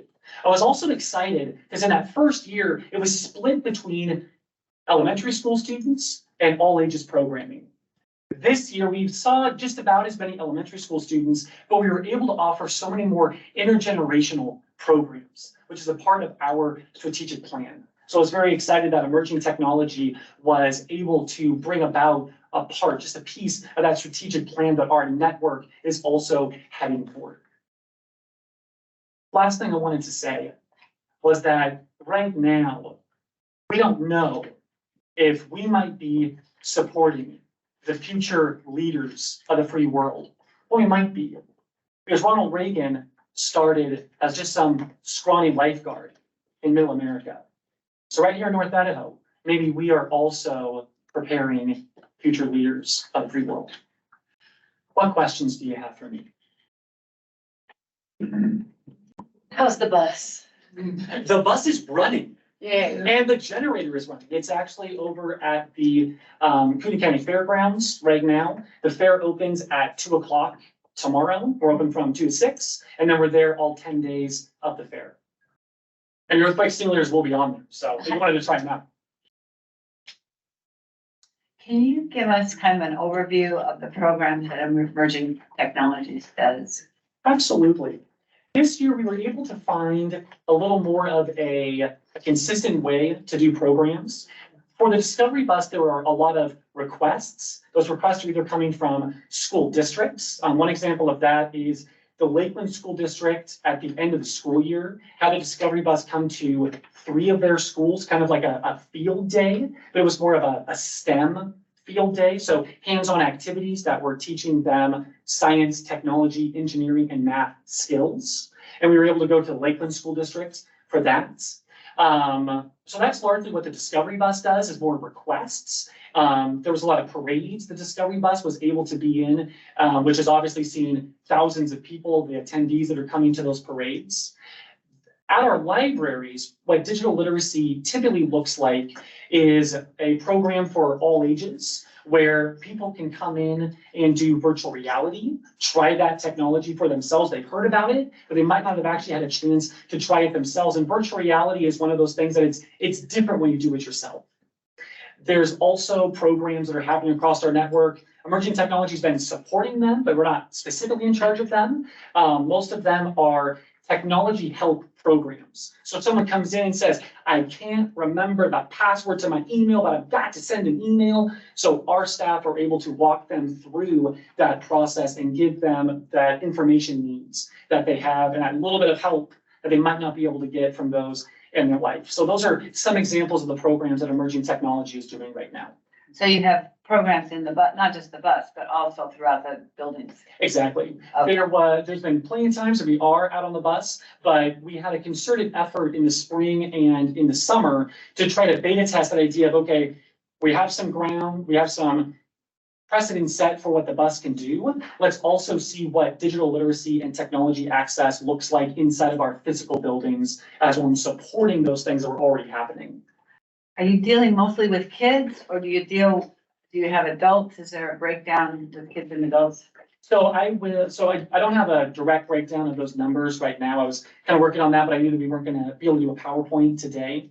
And what I can mention is that yesterday we were out at the Harrison Library doing one of our virtual reality open houses.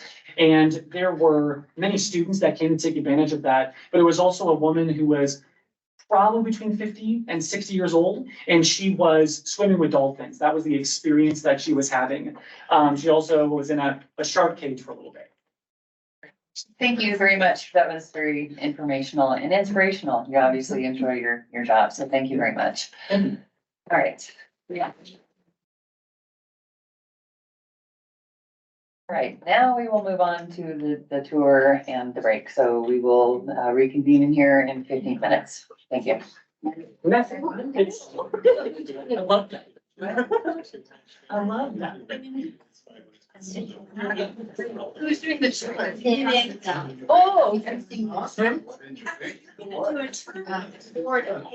Oh, I'm doing a tour. Excellent. Let's do a tour. I love this place.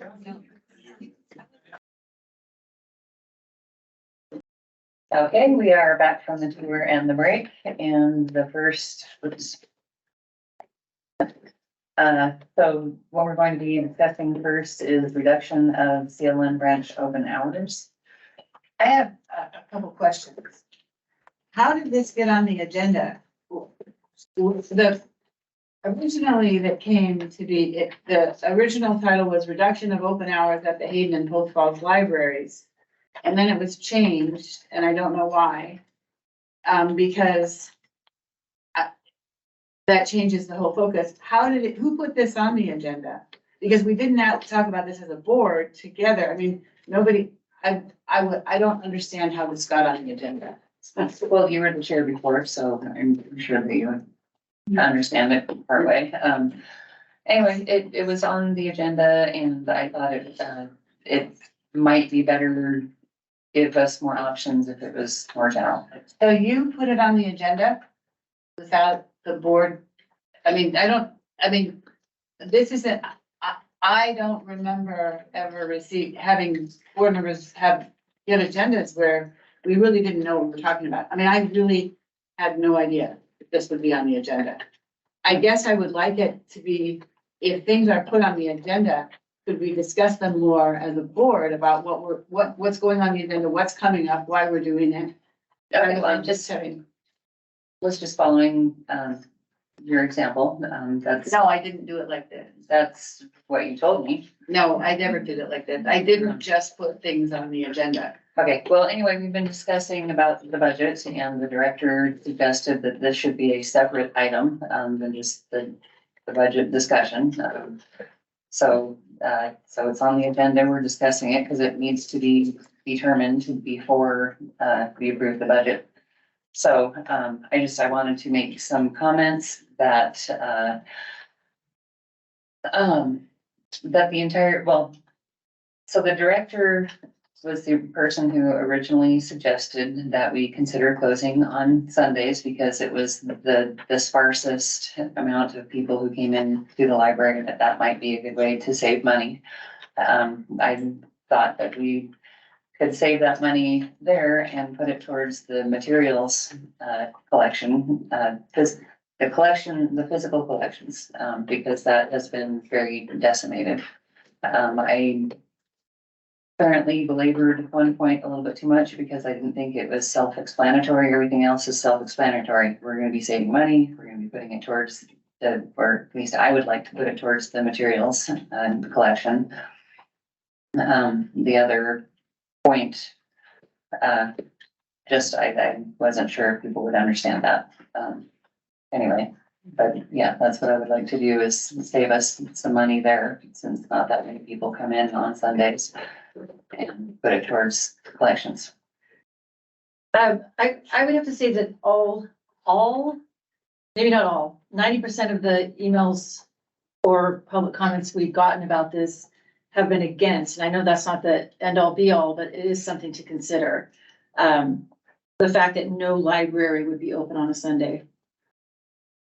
I would also like to say that, That idea, and it was an idea, was to close on Sundays, was on a list of several ideas. That was a very general topic. We can look at this in the future. And it was one of very many things that we could look at. And we have never, ever just put an action item on closing library hours at any library without having a lot of study done by staff, demographic study, just the whole look at it. And it is not a board decision to close. That is a procedural decision to close. So to make a decision when you thought it would be a good idea to close just to reduce hours, that's not how a government agency works. There's a lot of thought and time and effort put into it. And to look at it for this budget is extremely short-sighted, and it is not the board's job to just decide to close libraries down. We've gotten no input from staff. Okay, well, I was just going with, the director said to split it and put two separate, or have it separate from the budget item, so that's what I wanted to do. I would also, if I could, say that the director mentioned other things that weren't our ideas, such as closing Harrison Library. And that has created a huge outcry from Harrison and the community. We didn't bring it up. This is one thing that we didn't bring up. It was brought up by the director, and it is something small we can do. We can reverse it. We can't exactly go reverse Harrison Library if we close it. We can try it out for a few months. We can go back. On what basis would you close? What hours are you planning to talk about? The first agenda item was reduction of Hayden and Post Falls. The only reason I know that you would want to do that are the reasons that have been stated. Because Sunday hours, because it's the Sabbath. So we haven't had any study or any input from staff at all on whether this would be a good idea. I'm looking at the agenda from July 20th. And that there does discuss Sunday hour statistics and the hours that are used for the library to be open and the costs associated with it being open. So it wasn't strictly a Sabbath discussion. In fact, that's not even where it originated from.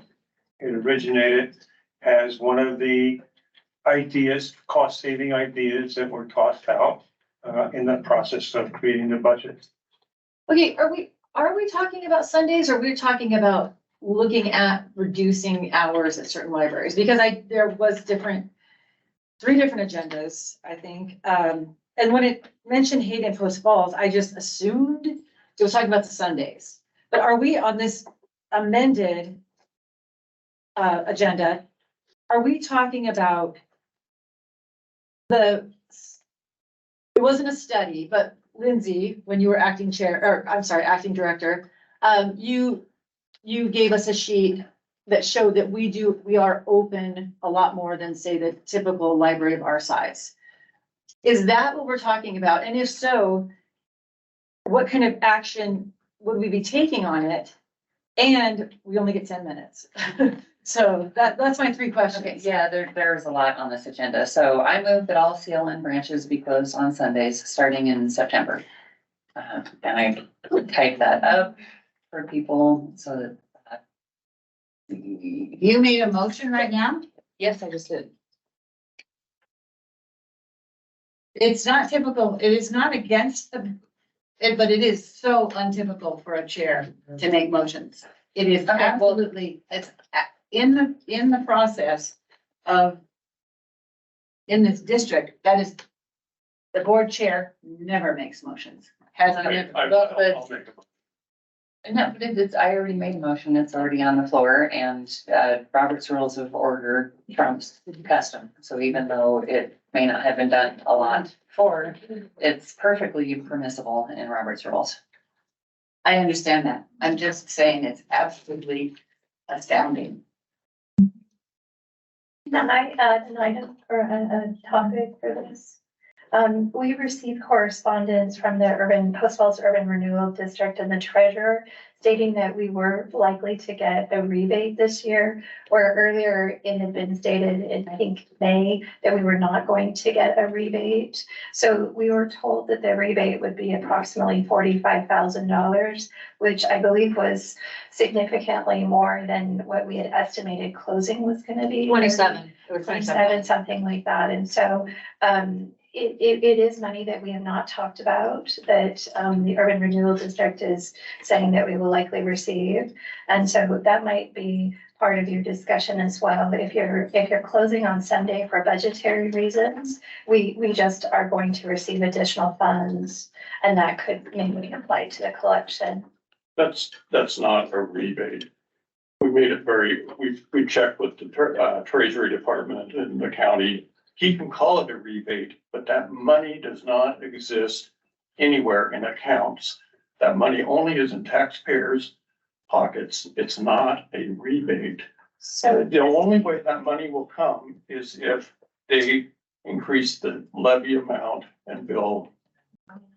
No, it's different. Where is that money? The treasurer doesn't know where that money is. Let me just have, Lindsay read what the correspondence that we received. I heard it. I read it. There's two. I would like to read it, please. Yeah, let us hear. In a letter from Lynn Crosby, who is the treasurer and appointed commissioner of the Post Falls Urban Renewal Commission, he states, rejecting the funds of the Urban Renewal District will not result in any gain to the taxpayers of Kootenai County, will not result in any reduction in their property tax bills, and will simply erode the taxable property value that the library district can utilize for its current budget discussions.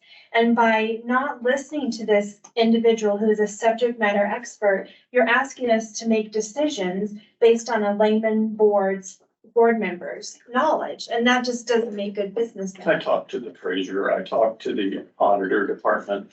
There is no account, and he didn't say what account. He's mincing words, and it's a poor use of English language to call it a rebate. We're entitled to it, but it's not money. I'd like to hear what the director has to say. I also had spoken with the treasurer, and he said, I had the note somewhere, that it would decrease taxes for the people that, so we don't need to take this and anyway. So there's two items that I should probably make distinct and clear.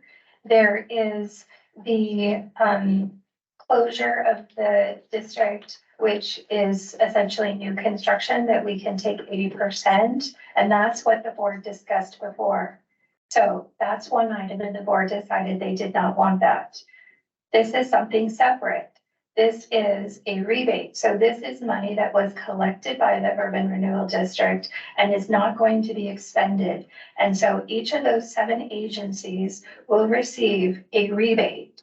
It has already been taxed, it has already been collected, and we will be receiving those funds likely, and does he outline when? I think it's in several months. And so if you reject those funds, then it would go to the county. So they've already been taxed, they've already been collected, and each of those agencies get a portion of those funds. And so that's the $45,000 estimate that I'm talking about. So there's 2 distinct things, and the board has only voted on one. I understood that rebate was a subset of the 81 or 82,000. If that money really exists in an account, why doesn't the treasurer know about it? And if it does, I don't think we have to make any decision about that right now. If it's coming to us, we're not being asked to accept that or not. I don't see the Urban Renewal District money on the agenda. I think it was just part of the discussion in terms of closing hours. In terms of, go ahead. I would just say that the board received correspondence, and the chair said that they weren't interested in hearing this professional bringing that information clearly to the board. So it is money that we will be receiving. You can reject it. We will be getting a check. you can reject it and it will go to the county instead of us. But it is funds that the board has not talked about. And I would also say that I'm a little bit concerned about talking about closures when this was after the public hearing. I think the public really would have appreciated the opportunity to address this topic when they had unlimited time and unlimited public comment. And so I don't necessarily think it's building public trust to add this item and to begin having talked about it and then not talked about it further and not amended any of the other worksheets and had a long gap and then brought this back after the public budget hearing. So just 2 points. Okay, it's been discussed in the past, and the reason why I was not interested is because I had spoken with Steve Matheson, the treasurer. I would think that he would know more about what's going on with that than other people. So the Urban Renewal District is really the authority in terms of like this rebate that we'll be receiving. And he did offer his professional expertise, and I did offer to bring a team of professionals to talk to the board, and that was not approved. And the public has asked you to use our tax dollars. We're not getting our tax dollars. We're not getting Excuse them me, back. this is a meeting of the board. Alexa, I would ask to see with the account information, what's in the account or something. I don't think that money exists except in the taxpayers, and that's pocket right now. But if it exists, next meeting, could you please bring us information on that? So again, you received an email, and so I'm only hearing one person, so I'd appreciate more of a consensus of the board to bring somebody. Like I said, the chair has told me that they're not interested, so I'm in a situation where there's some conflict. So who would this be from then? Just bring us the information on this money that's in an account that's already been collected. Okay, well, I wouldn't mind hearing somebody, but are you talking somebody from the Urban Renewal District or somebody from the Treasurer's Office? I'm happy to invite both. That would be great, because I don't think that we have understanding. I'm very uncomfortable with one individual board member who's not in the profession, or any one of us being the person who presents and says, this is what's going on. I would like to hear it from the Treasurer's Office and from the Urban Renewal District. That would be great. Yeah, obviously, we're not all clear on what this money is, so I would say the more information, the better, and that way we can all maybe agree on something. Do we go back to the discussion we were having regarding the closures or hours here or not? Can we have that? Can we have the Treasurer and the Urban Renewal District person? Can we invite them? No, not that. By consensus. So, Mr. Bloss? I don't want to have anybody come and talk to us. I just want the information, something information about this account if the money's there. Because the treasurer made it very clear, this is an opinion of somebody to call it a rebate. It's an opinion. I understand. And that is what I got also. So I move the previous question, which means that we debate ceases and we will be voting on the motion. Wait a minute, so what just happened? I moved the previous question. She's asking us to go back. We're on a different topic. And so she's asking us to go back to the original motion, which is to, at this point in time, I'd like to talk about this motion, which is the motion to remind the public. I move that all CLN branches be closed on Sundays, starting in September. That came from Rochelle Otteson. What I would like to say about that is the only reason that I have heard that these branches should be closed is because Rochelle Otteson thinks that we should be closing them on the Sabbath. That was noted loudly. I'm sorry. It's not true. I moved the Wait, previous question. no, I'm sorry. I am talking. I am sorry. You need to read up on your Robert's rules of order. I am talking about discussion. Questions, which means that debate is over and now we will vote. No, we are not doing that. Yes, we are. That is what Robert's Rules of Order says, 4921. I Yes, moved to end discussion and. it's been moved already. Okay, Okay. so Please, has you been moved guys that have got all to do something. CLN branches be closed on Sundays, starting in September. So When in all those- September? Don't do this. When in September? I don't know, that's what the director asked. Sometime in September. Until they give you the right information. You So, have to complete uh, information. You don't have enough. Information. All those- Oh, All those in favor, say aye. You're gonna get sued. Yeah, you're putting us up for suit. No, I'm not. Yeah, you Yeah, because I'm following Robert's Rules of Order, and I've already established that one of the reasons was a religious benefit, but, Yes, one of the the reasons whole, that, please know the that. main One of the reason was that the director suggested that we No, consider the that, the because director- Sundays are not, so. The director suggested that we look at these Debate different is ideas. over. This isn't a debate. This is a- The previous question has been moved. I move that all CLN branches be closed on Sundays, starting in September. All those in favor, say aye. Aye. Aye. Aye. Okay, the ayes have it, and the motion has passed. All CLN branches, will be closed on Sundays, starting in September. This is gonna be absolutely astounding for this district. You have absolutely moved us right in line for litigation. Following Robert's Rules of Order, which is in our laws. Close on Saturday. 20. Actually, about being in favor of closing on Robert's Rules of Order, I moved the previous question, we were supposed to vote on that first, so all those in favor of moving the previous question, say aye. Aye. Okay, the ayes have it, so now we will vote on the motion. This is an absolute travesty of justice. Absolute travesty. Yeah, I'm so glad that the public is here. Thank you for coming. Thank you, Chairperson. All right, so the motion is that all CLN branches be closed on Sundays starting in September, so now we vote on that. Okay, I would like a roll call vote. I want a roll call vote. Okay, I would just like to intervene here and say that I just really think it's appropriate that we have an executive session to discuss what's happening right now before we vote on it. That's my recommendation. Up in court. Oh. You know, end up in court. I would recommend that the board vote to go into an executive session to discuss a way forward on this. okay, I move that we go into executive session. There's a motion on the floor. There is a motion on the floor. And I've called for a roll call vote. I called for a roll call vote.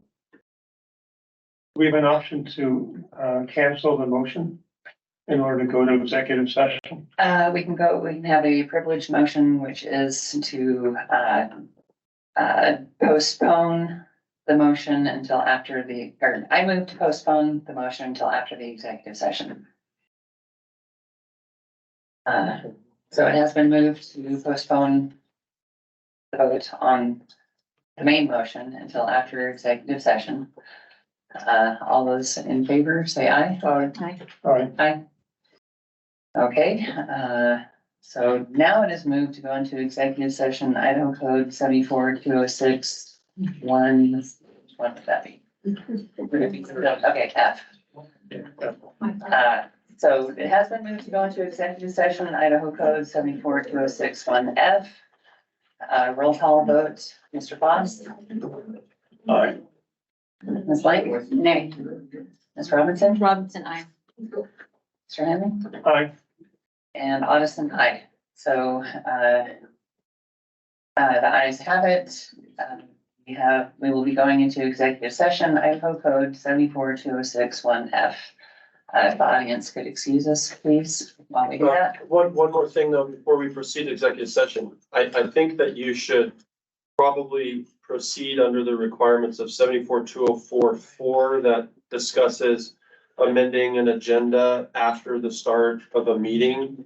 It needs to state a good faith reason why the agenda item was not included in the original agenda posting. And the final action cannot be taken on it after the start of a meeting unless an emergency is declared necessitating action at that meeting.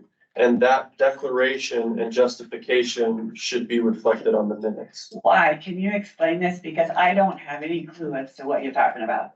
Well, I think that what has happened in the discourse of the board has raised the specter of more imminent litigation than we thought at the beginning of the meeting, that there is a pending decision to not immediately, but soon close district wide on one day of the week.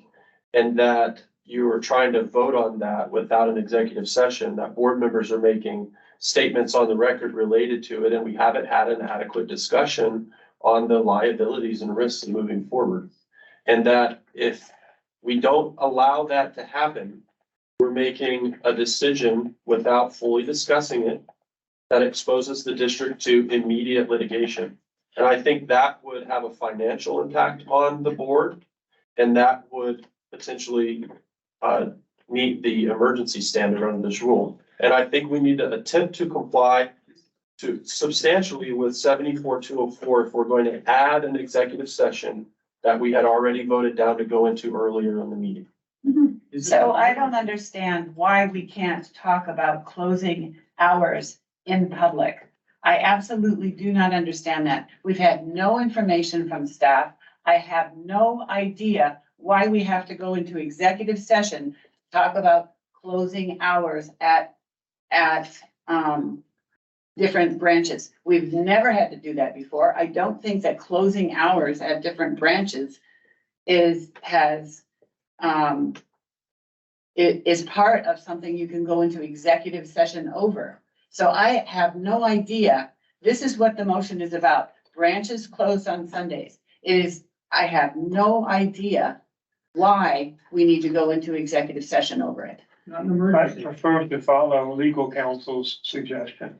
But nobody here really understands the pathway that's gone. He has done a very good job of confusing. So have you, Rochelle, of confusing everybody, because nobody's had a chance to look up any of what he's talking about or any of what you're talking about in parliamentary procedure. And consequently, everybody's confused, and then you get your way. Could I just offer another option? I mean, we did talk earlier about, having a memo sent to everybody so they could review that and then perhaps scheduling an executive session. So if the board would consider not voting on this as an action item today, we would allow Mr. Boyles to be able to send a memo and describe some of those items and not have to go into executive session. That would be great, to have a memo from him and have all this put out forward so that we can see exactly why we are, what we're talking about. And we can also look at it in a more thoughtful fashion. Okay, well, I've been thinking about it for a couple of months since we. Oh, that's great. That's great. I'm glad you have. This is a public entity. It doesn't matter what you've been thinking about. It does. It's all voter. Yeah, we need to think about it as a board, not just Rochelle Ottison's idea. That's true. I assumed that you guys had been, thinking about things that we've discussed as well. Assume because you don't discuss them with us, that's probably why. And actually, we did have a discussion about Sundays because I thought we all kind of agreed that the 27,000 wasn't worth the shutting down, especially without more research into it. We're still holding on to the whole, there's more people in the libraries on Monday, and then it gets less and less and less. And I think some people might just be holding on to that, but not understanding how many people are in the library on Sundays and what are they doing. And we've heard from people that they bring their kids for homework because they were so busy all week and soccer on Saturday, and they go to the library. Some even said after church, they go after church to the library on Sunday. So, and this reduction of open hours, again, back to the thing that Lindsay gave us, there are some branches that I wouldn't mind looking at on how long they're open per day on certain days. Because there's some branches that are open for a very long time, and maybe like it said, reduction of CLN branch open hours could be looked at in that way. I don't understand why every library closed on Sunday sounds like a good idea, because that takes libraries off the table on Sundays for everyone. Well, the point was to save money and, in my mind, put it towards the materials collection. I know, but there's other hours to be paired off of, what are the hours here on a Tuesday? I don't know. 10 a.m. to 8 p.m. Yeah. There's only 2 libraries open on. I understand that, and It's then, less of an yeah, impact. that's a lot of hours for one day. My director had suggested that Sundays were the least attended days, so that What would make the data? most sense. we Yeah, use that's to make exactly- those Decisions, Yeah. because I don't have the data and this is my job.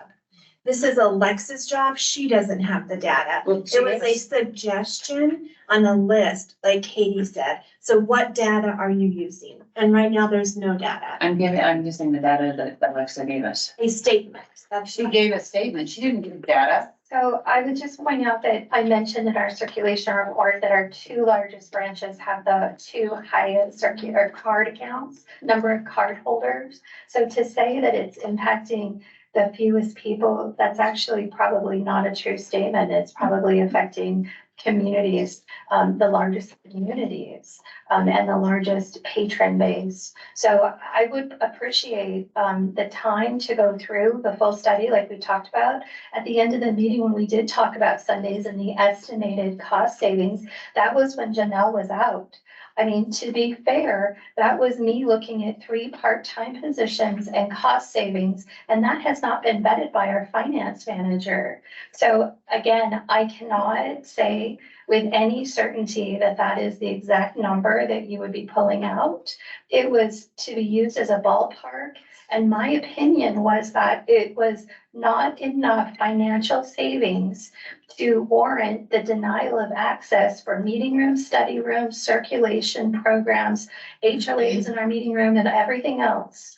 And so my opinion was that more information needed to be done. And the board actually asked me to provide the same level of information, if not more, on all days of the week for all locations. And I have been working on putting that data in place. We don't currently keep data on a day-by-day basis for all of our locations. And so I cannot currently provide that to you, and we're working on that. So in terms of making a decision based on data, I don't believe this is a decision based on data, and I don't believe it's a decision based on financial accounting, because it was my estimate and it hasn't been vetted by anybody else, and I did present that at the time that way.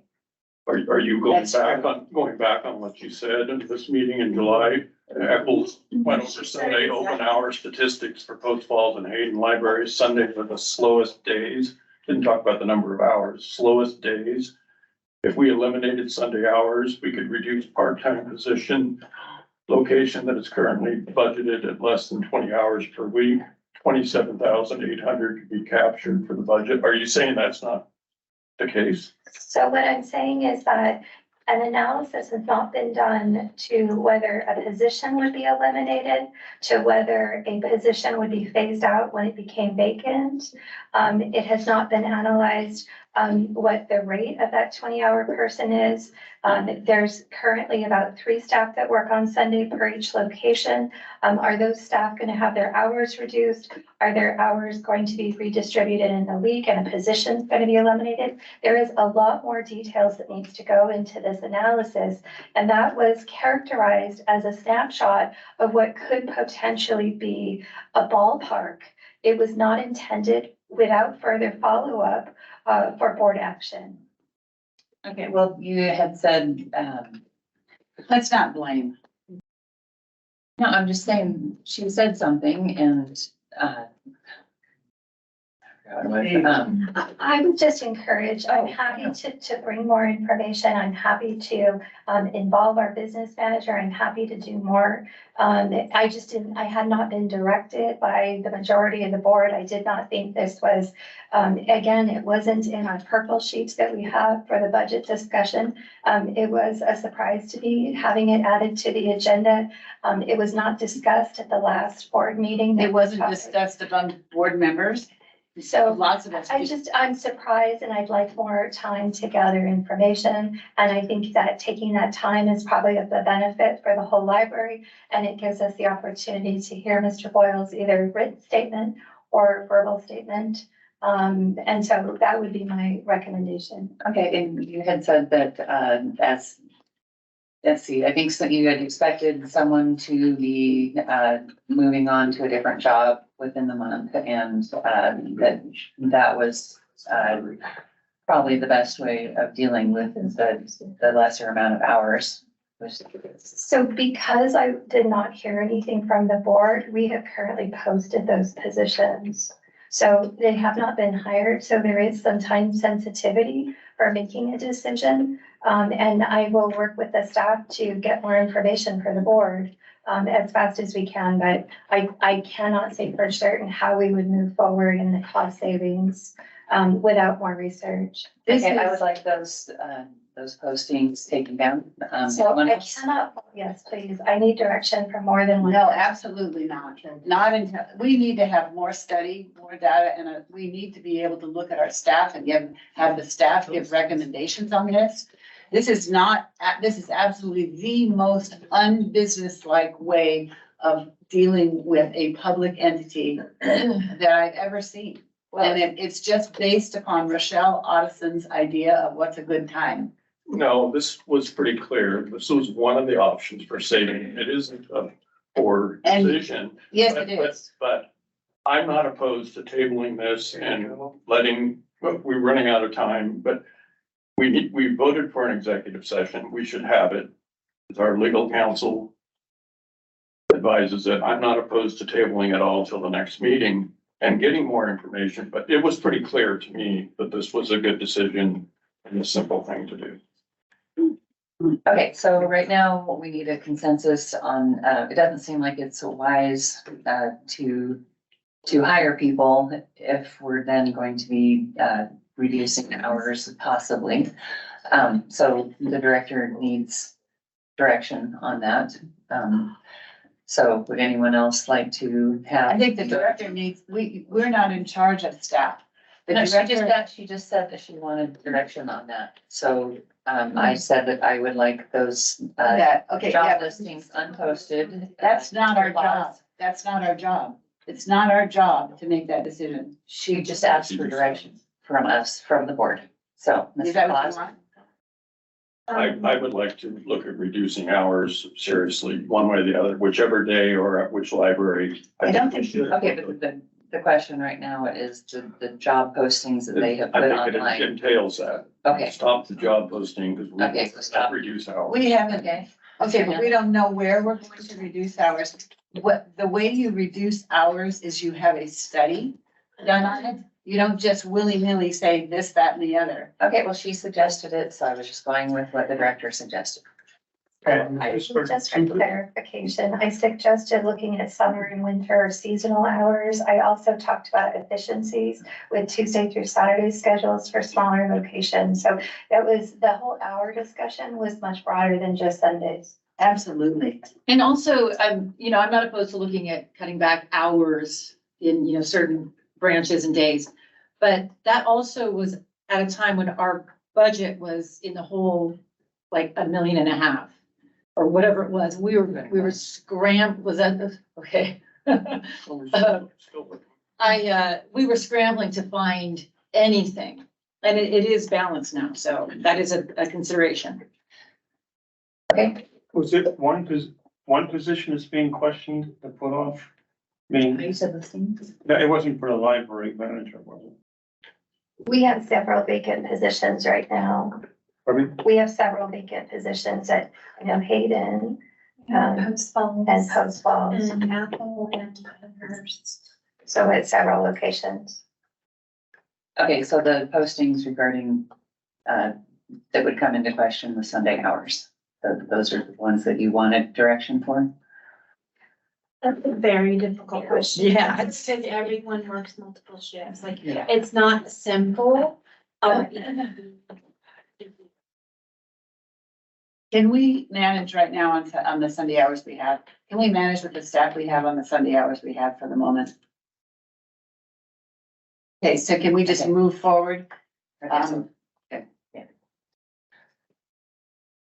right, well then. I would really like a written memo from Mr. Boyles concerning the issues that we faced. I'd really like references that he has made to, the court cases and executive session reasons. I'm not necessarily opposed to these, but I am not at all enthusiastic about doing anything because you guys pull out numbers or pull out ideas that, you know, no one's been exposed to.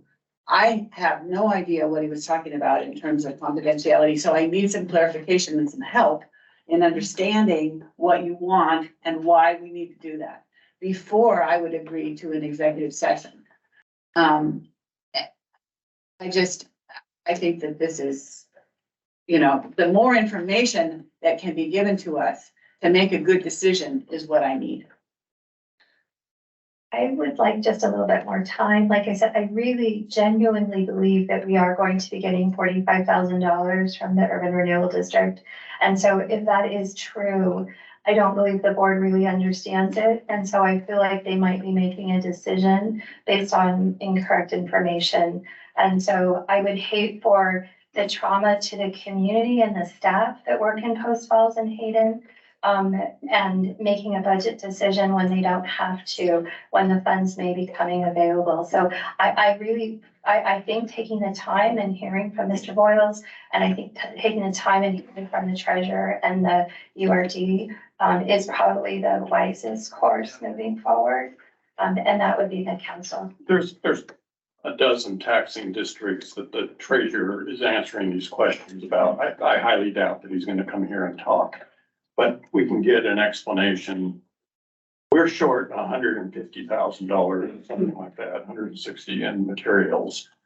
If we can get the 45, great. If we can get the 27,000 for cutting back hours, great. I would like to see it get them both. But I'm not going to raise taxes on taxpayers. If it means levying a higher 45,000, I am opposed completely.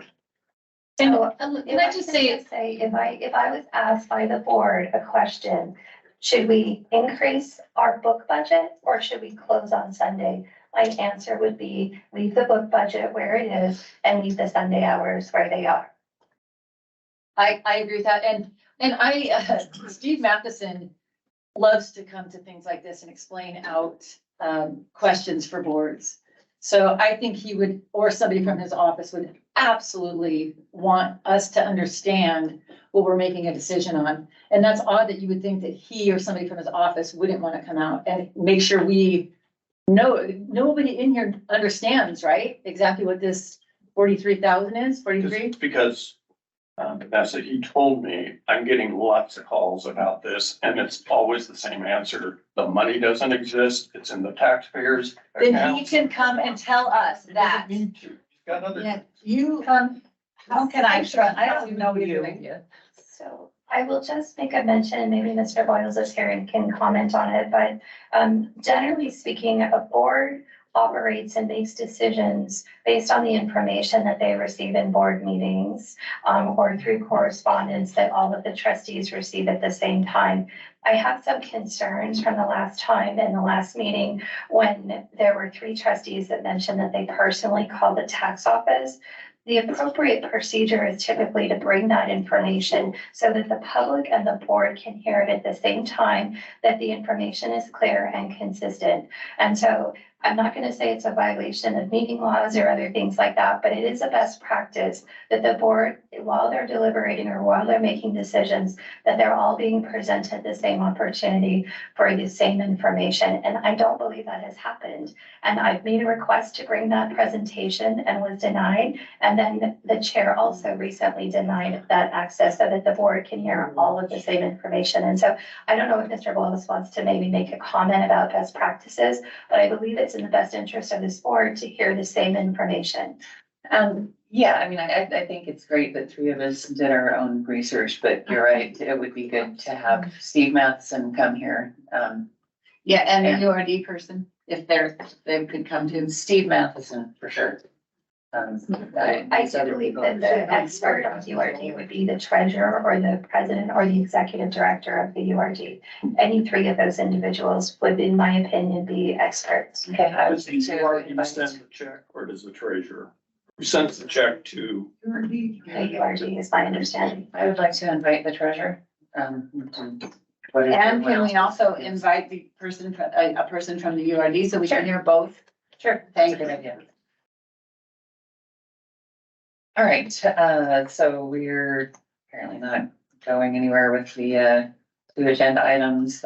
We've kind of already discussed the budget, some of the budget discussion and with the reduction of CLN branch hours. So we will flip over to the backside of the agenda. To table the motion. Oh, yes, right. Sorry, it's a transition period. I would like to table the motion. Can that be done until tomorrow? Can we just take the motion off the table since, and it can be made again at another time? Can we just remove the motion for the moment? I would like to table the motion until tomorrow. We don't have enough time. We do not have enough time. Which motion is it? The Sundays? Yeah. Yes. We want to do all this research. We want to get the data. Can you just remove the motion? You can make it in any other time. I would probably recommend withdrawing it, I mean, just so that we can get another meeting date. It's not on tomorrow's agenda and we're after 4 o'clock, so I can't notice it unless it's an emergency or an amendment at the beginning of the meeting to add it to tomorrow's agenda. So I procedurally would recommend withdrawing it, but we do have legal counsel, Hillary. I'd just like to table the discussion and the motion, pick it up at the next meeting, and maybe it can't be tomorrow. Okay, so it could be tabled until the meeting, at whatever special meeting we have after that, because we'll have to have another special meeting in order to approve the budget, since we won't be able to get to it. There are going to be, okay, go ahead. Okay. So I move the motion be tabled until the next. Can you repeat the motion? Sorry. Okay, No, that's the motion. She's making it right now. No, this part. Yeah, but that's not, You have it before you? But it is the Sunday one, right? Okay, yes. Okay, I just want to be Okay, clear. so I move to table that discussion action item until such time as we can have a special meeting sometime after tomorrow. So, all those in favor, aye? Right. we didn't have discussion on it, so I'm gonna provide discussion right at this minute. I'm going to vote nay because, I don't want this tabled. I want it just removed. So, no. Okay, Vanessa? Aye. Okay, aye. So the motion is carried. It will be tabled until the next time when we can schedule a special meeting after tomorrow.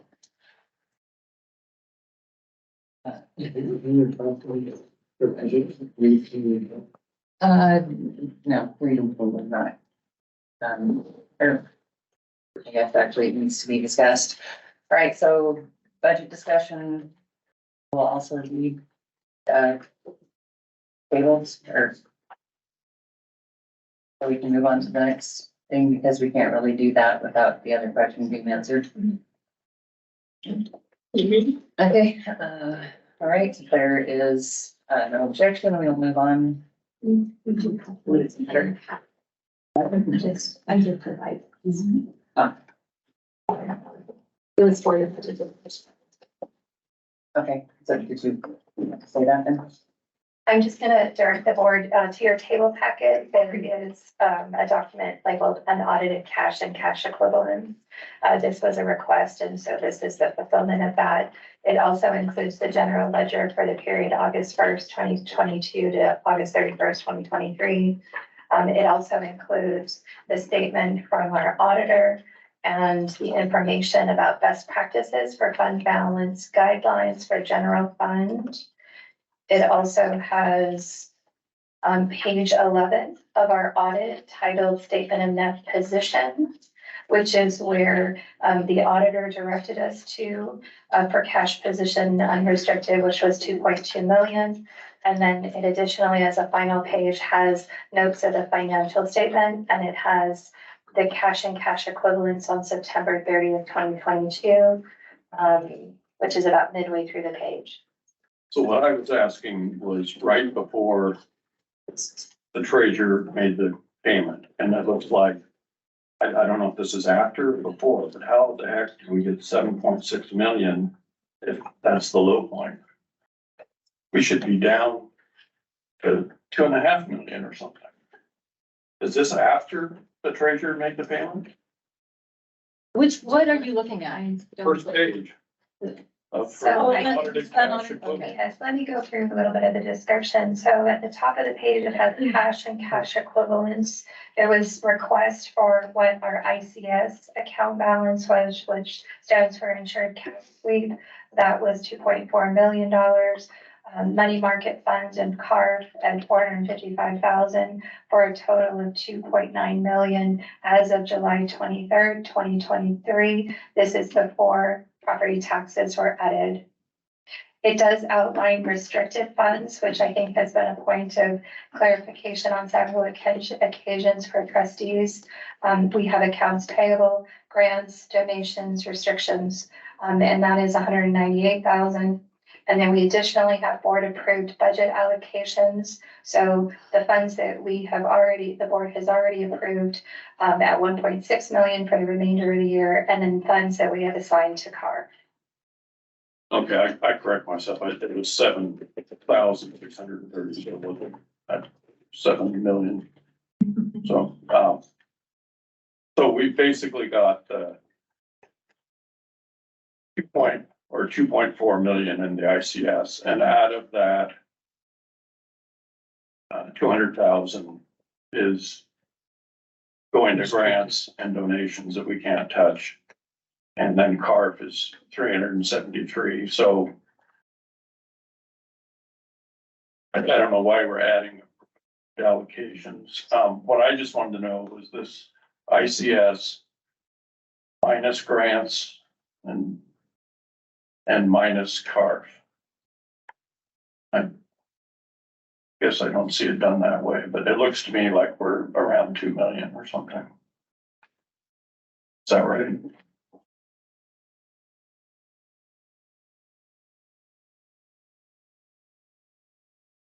Well, I think your question was essentially, what was the ICS account balance? That was 2.4 million. Mm-hmm. And then Katie asked for a little bit more clarification about just, what's in cash and what requirements are. And so this is very similar to the audited numbers. These are not audited numbers, but the last page, number 30, if you see cash and cash equivalents, which has deposits and cash equivalents, ICS and money market funds. So. Okay, thank you. I'm good with this. I appreciate it. This is what I was looking for. And it is about, well, once I understand how it's broken out, it is about right. Thank you.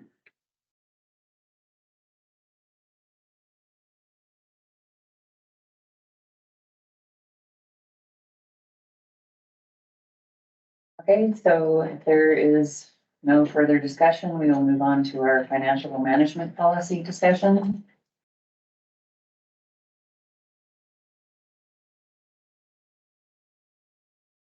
All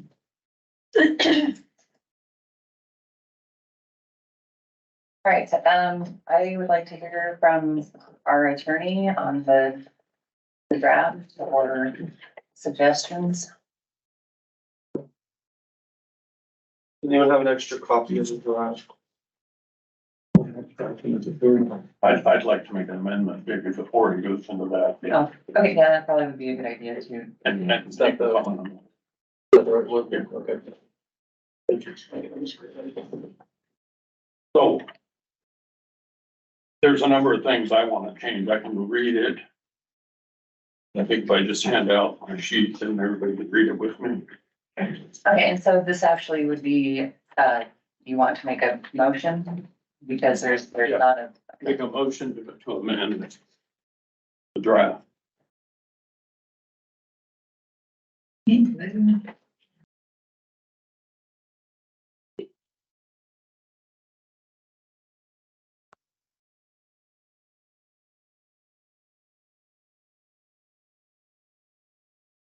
So my We've motion, not seen this before. no, because I'm presenting it.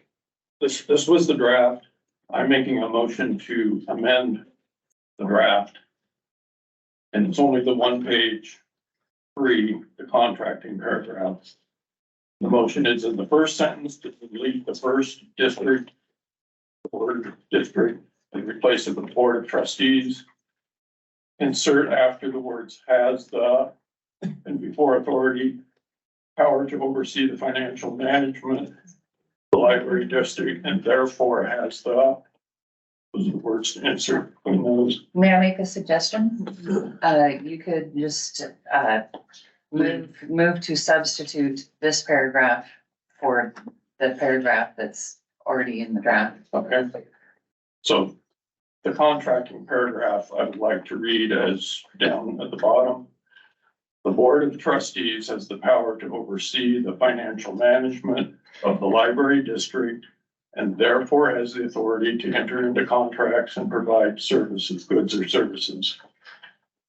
The Board of Trustees delegates to the library director the non-exclusive authority to contract on behalf of the library district for the purchase of goods or services for library operations when the aggregate amount, annual aggregate amount of the contract is $50,000 or lesser value, and said purchases are pursuant to a budget previously approved by the Board of Trustees.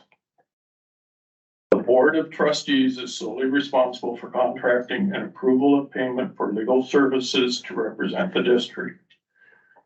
New contracts committing the library in excess of $50,000 annually shall be approved by specific action of the board in formal session. The Board of Trustees reserves authority over funds for Board of Trustee purposes and expenditures and payment per the treasurer.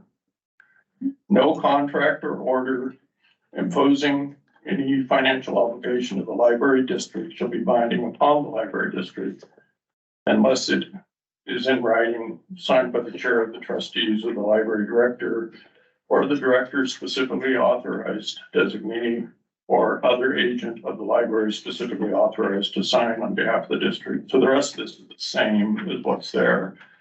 It's just the last word instead of library district. So in the past, and I don't, is this an action item? In the past, if we were presented these two things in the manner that we just were, we would definitely be able to, and Rochelle, you're the one that usually asks for it the most, be able to take these home and sit and with our own brain and read both. There's no way I can vote on this without doing that. This was just now presented to us, and thank you for reading it, but I would have to look at this one and look at this one, and I know that the lines are in there and everything, but I'm not gonna be able to vote on this without taking it home and being able to like actually look at it. I just worked on it before the meeting, so there was no advance thing I could have given for it. I was extremely bothered by seeing the wording here that all we can do, everything the library director gets to do except the board has, except for legal services. We need as a board to be able to authorize things the board needs. I'm not gonna be, but limit. Like what? I don't know, maybe we've on our own. Wine trip? I don't know, but we need to have authority. The states and the state statutes gives us the authority for the library district. To create policy. We have the authority for the financial management. It is right in the statutes, and we delegate it. For the operation of the library, we delegate it to the library director. We do not delegate legal counsel that we may need. We don't, and that is the one thing that came up, but there may be other things. So I don't want to be limited to that, and I also want us to be able to have the authority to control funds, and we actually have in the statutes that the treasurer authorizes payments, at least for the board. That's in the statutes. I'm just calling that out. It would, this is very impactful on our library, and it would be, I too need time to be able to look at this and be able to make a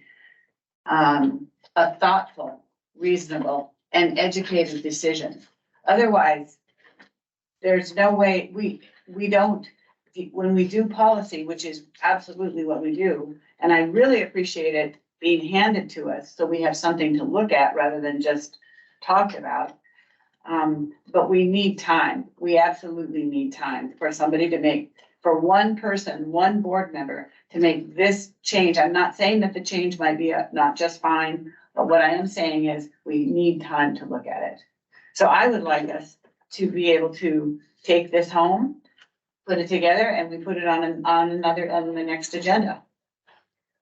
So in statute 332722, treasurer clerk, it actually says here, the treasurer shall supervise all monies raised for the library district by taxation or received by the district from any other sources, and shall supervise all disbursements of fund of the district by the order of the board of trustees. We are not using our treasurer the way we should, and that's why that sentence is added in there. Can we hear from the treasurer and possibly Janelle on that? But also I'd like to hear from the director. Treasurer's not here.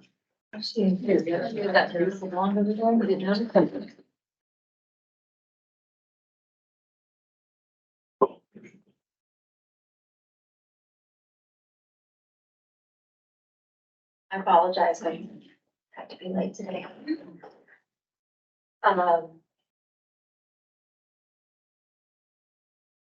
My understanding is I approve payments that are over a specific threshold. And based on being given the supporting substantiation to that substantiates the amount that's be paid. I'd like to hear from the director. I mentioned this before, that I think sometimes there are unintended consequences, or there may be different interpretations. We kind of talked about last time, the contracting authority I define as any future obligation of the district, whereas other people may consider it differently. And so I think it's really important that we hear from our paid professional, which is our auditor. The last time this policy was reviewed, it was signed off essentially, just like with legal service or other professional services. I do have some initial concerns. If you want to look at the separation of duties, it is defined on page 5 of 7. And that's the area that I would in particular like. Currently, the approvers for items are the assistant director and the director, and any check over $5,000 is signed by one of us and then additionally countersigned by the treasurer or the chair is what the policy reads as. And so by shifting some of that to the chair and putting contracting and different things, it may be acceptable, but it also may not meet the standard of separation of duties. And so things like that, unless you have, those kinds of credentials, I really think that we have paid professionals that we have relied on in the past. And again, it seems kind of reckless to make decisions without giving them the opportunity to review it as well. I think that's a great idea. I mean, a great idea to have our auditor look at the changes that we make to a financial management policy. Of course, we would do that. Can we have that? Can we have our auditor do that? Can we have that? I don't know how soon she could, but could we table this so she could do that and we could have some time to look at it? My only concern is, like I said, I mentioned there were several contracts that needed to be moved forward. I can, if the board would consider granting me some contracting authority to get these 3 items paid. It was E-rate, it was painting, and it was one other item. I will say that the draft of the financial management policy was what I was directed at by the chair last time, to make a reasonable suggestion. And so an option would be to approve the financial policy this way, and then we can put it on another agenda and have our auditor come as well. That would allow me to at least enter into those contracts, which I would prefer. We have a lot coming in September as well. So that would be an option as well. But you can enter in with this revision. If there's something wrong, we can revise it again. Oh. This revision does not stop you. It gives you the authority to enter into the day-to-day operations. You are asking us to change a policy this complicated today without just seeing it today, just based upon your personal opinion? Well, I think That it's is pretty, really, most of it is changing library to library district. There's 2 sentences. oh my gosh. She added one sentence, I added the other sentence. The other are a couple of words. It's not that complicated. I would like to. I'd love to be able to find that out. Pardon? I said I would like to hear the opinion of our attorney. Yeah, I think either one of them could work, subject to any concerns the auditor may have. I understand that we have several items that the director needs to move along. I personally, just on an initial review here, would think either one of them would be acceptable. I don't see anything that immediately jumps out at me that conflicts directly with a bylaw or a statute. But what I would look at is how does it work on the back end? And so if the trustees approve one thing versus if the director approves it, where does it go to get signed? That's That's auditor stuff, isn't it? Yeah, so he just said subject to the auditor's review. So let's do that. Well, I would just maybe add that the board has expressed to me that they were concerned about hiring legal services. And I believe this revised statement is much broader than legal services. And I believe it is categorically taking much more financial control than it did before. And so that has not been discussed by this board. And to have allotted 10 minutes, I don't think that's sufficient. And to essentially, again, I'm going to use the word recklessly, avoid the auditor and professionals in giving staff an opportunity to review this. I don't think it's in the best interest of the district's financial and fiduciary obligations. I did not, well, I agree with Vanessa in that I didn't have a chance. I'm not gonna read this thing and process it on the fly, this new one that Tim just handed out.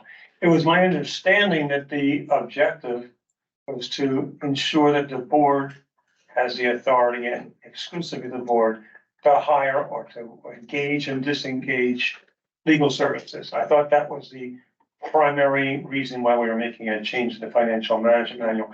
I don't know if what you just gave out, Tim, goes beyond that. I'm not sure. Again, I can't just read through, we'll call it a legal thing, but a policy document while we're having a discussion. So, but my understanding was this policy change, which is only one sentence that was handed out to us with our packets, was to make sure that only the board exclusively the board has the responsibility for engaging contract services for legal. So I don't know what you gave out just now, what extra is in there. So It's pretty simple, Tom. I took out the. I don't want to hear about it, I right? took out the word, I don't have the original with me. So we don't have time now. Tim is speaking it up to share. I took out the word except legal services, meaning the budget previously would accept legal services. I don't want the trustees only being able to do legal services. There are other things that come up, and that's all that sentence is. It's, but that her sentence is still in there, except I added an approval of payment for legal services. I mean, if we're having something that is for the board, I don't think the staff should be going through it. If we, the treasurer, and if No, it's something, it already asked. if it's something for the board that concerns the board and there's confidentiality information in it, it shouldn't be going to the staff. So I said that we approve the payment. I would like to take Mr. Boyle's suggestion and that we look at this subject to the auditor's review and that we don't act in a reckless fashion. Thank you for your explanations. Now we don't need any more. What we need is, we need to hear it, see how this fits with the auditor. We need time to look at it ourselves.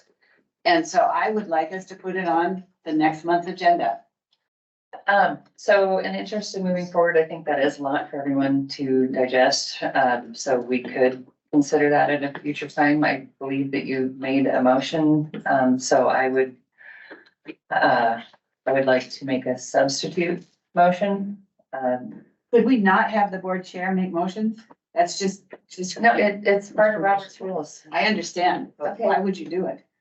Nobody else does. I'm trying to move things forward.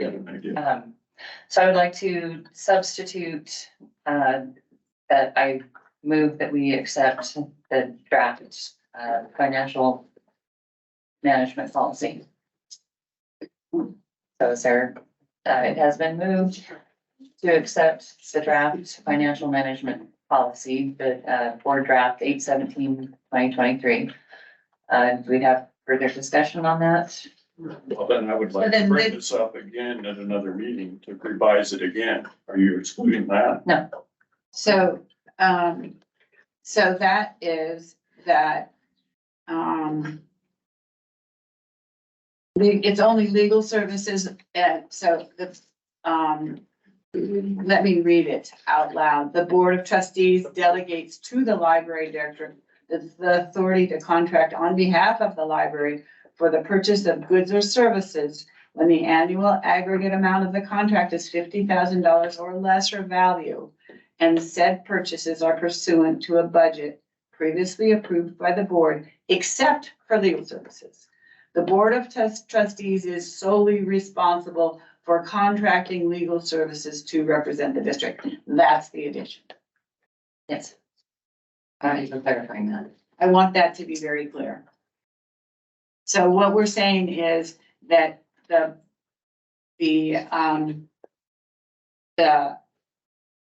director is can no longer contract for legal services.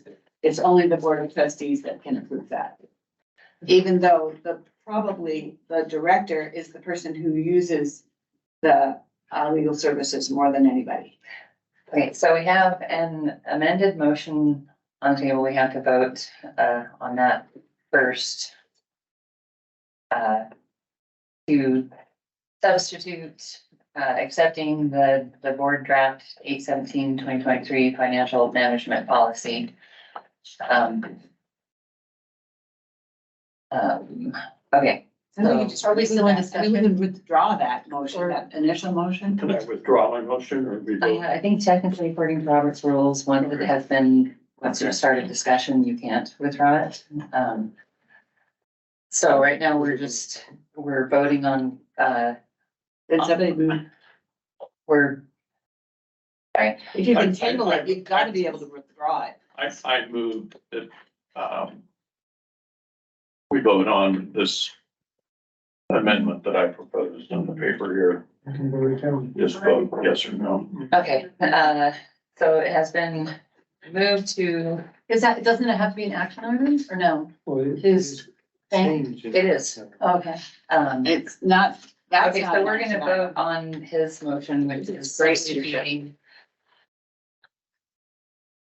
Yeah, it's kind of difficult to learn the ropes under such hostile circumstances, but I wonder who made it. I'm trying. Can I ask you a question as chair then? Do you have the power to, say, because, we discussed being able to take this home. Right. But it's okay, it's also okay just to have a motion too? I don't know, I'm asking. Or did you already decide we're taking it home? To look at it? That's Chair. No, we're gonna. We're gonna vote on, okay, so we already have, we already have the main, we already have the main I motion. amend my and- amendment to. Well, you can't, There was two. because we have to vote on my amending your amendment first. So, okay, so I move to substitute, Now we got three motions on no, because he can't make another motion. it. Okay. So we're gonna vote on whether you guys agree with my amendment to substitute, just accepting the director's draft. Don't we have to vote on the amendment first? Yes, we're voting on my amendment first, which is to substitute. So whether that can proceed or not. Oh, boy, so. Those in There's always favor a of discussion. substituting, okay, If you ask me to vote on my amendment, I'm gonna vote for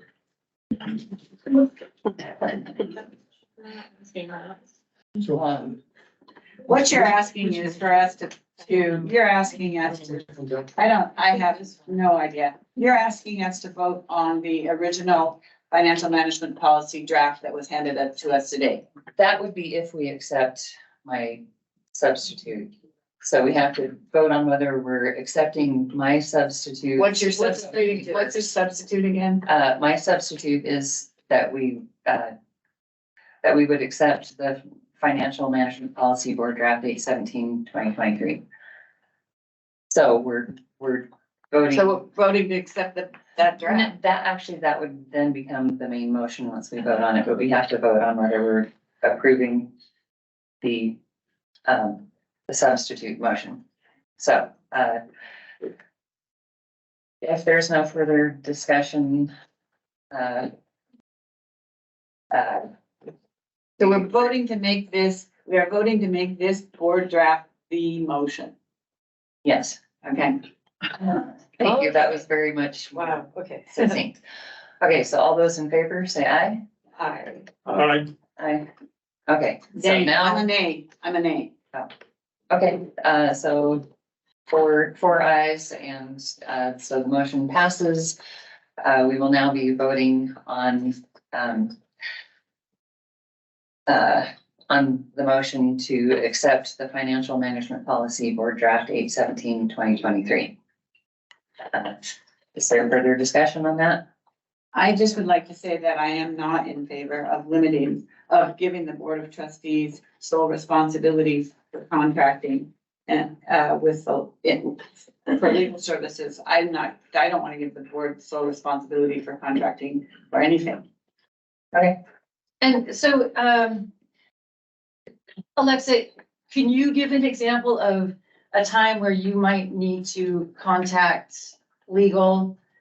And I'm assuming that means that if she wanted to contact them at all, even email them, she would have to be approved by us to take any of our council's time.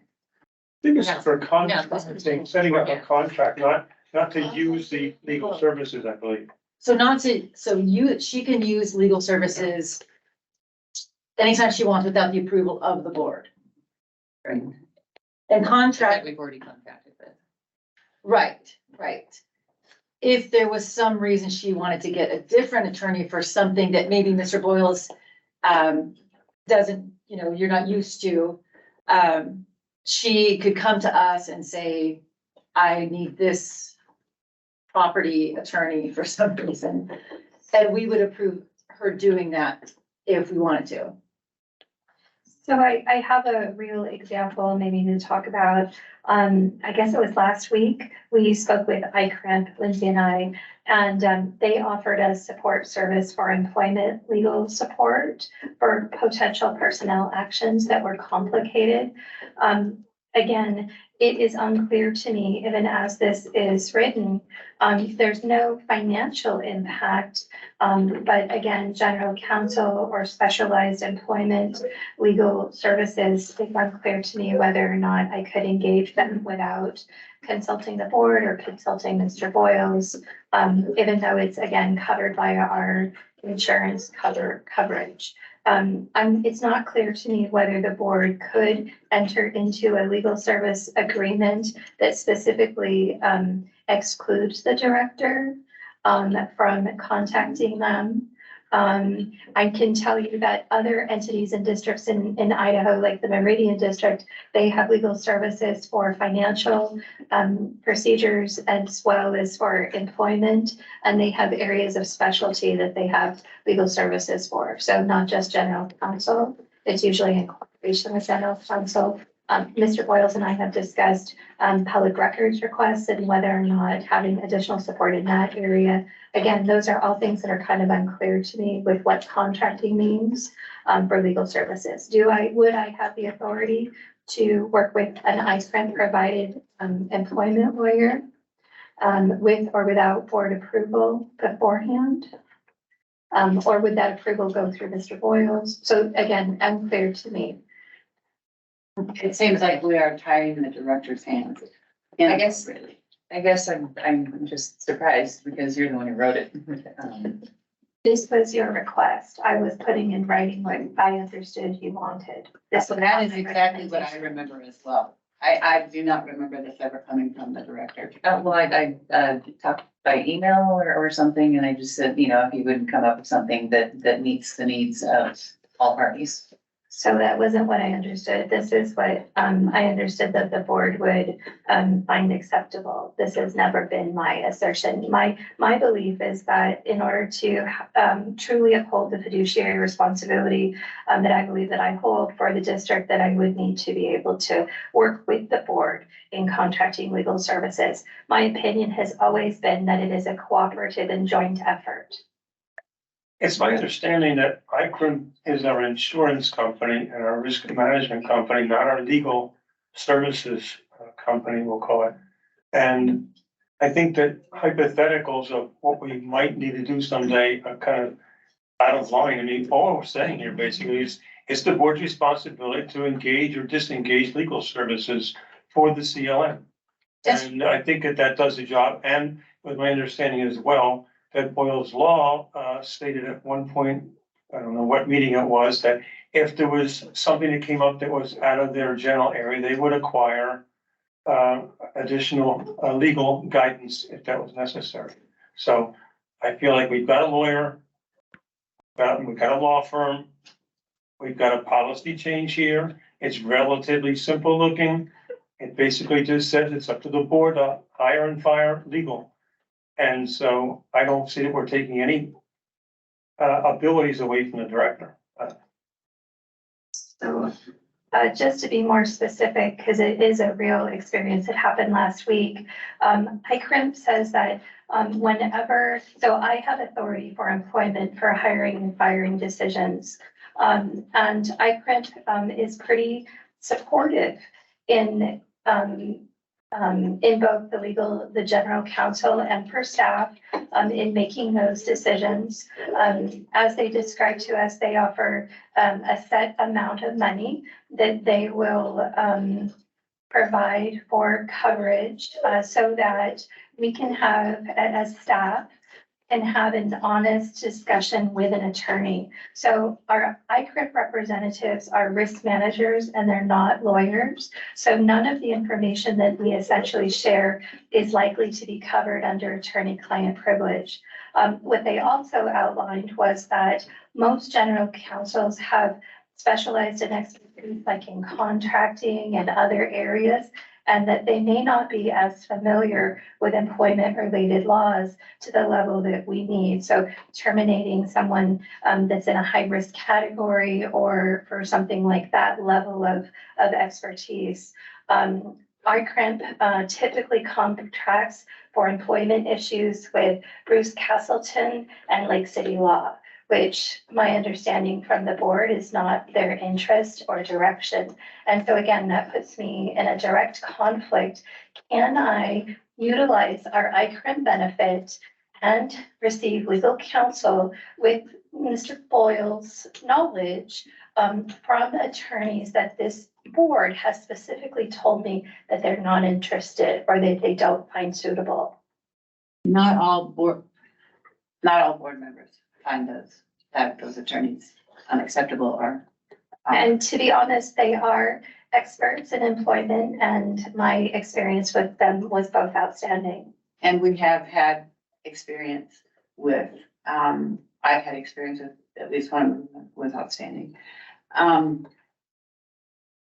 But yeah, it's not, this happens. And we've used, ICRIM has provided excellent attorneys for employment related, and the board is not involved in the employment issues that the director specifically needs help with. And ICRIM gives us free attorneys to deal with that so that we deal with any employment issues completely legally. And to not use them would just be more expensive for us. We've already approved voting or resorting or returning back to this draft. Can I make a motion to vote on it? Yes, we're in discussion on that at this point. You can make a motion. I make a motion. that We end know discussion. we're in the motion. You're right. Yeah, there's a motion. Well, can I make a motion that we end discussion and vote? Yes, that's called, calling the previous question. And everybody gets to, have the discussion goes around again as well. It just doesn't stop as when somebody says that. Not when you call the previous question. No, it Robert's does. law. No, Robert's rules, it gets to go around. You Yeah. have to, everyone gets the discussion. Yeah, everybody gets to talk again if they want to. I I'm have no just- further comments.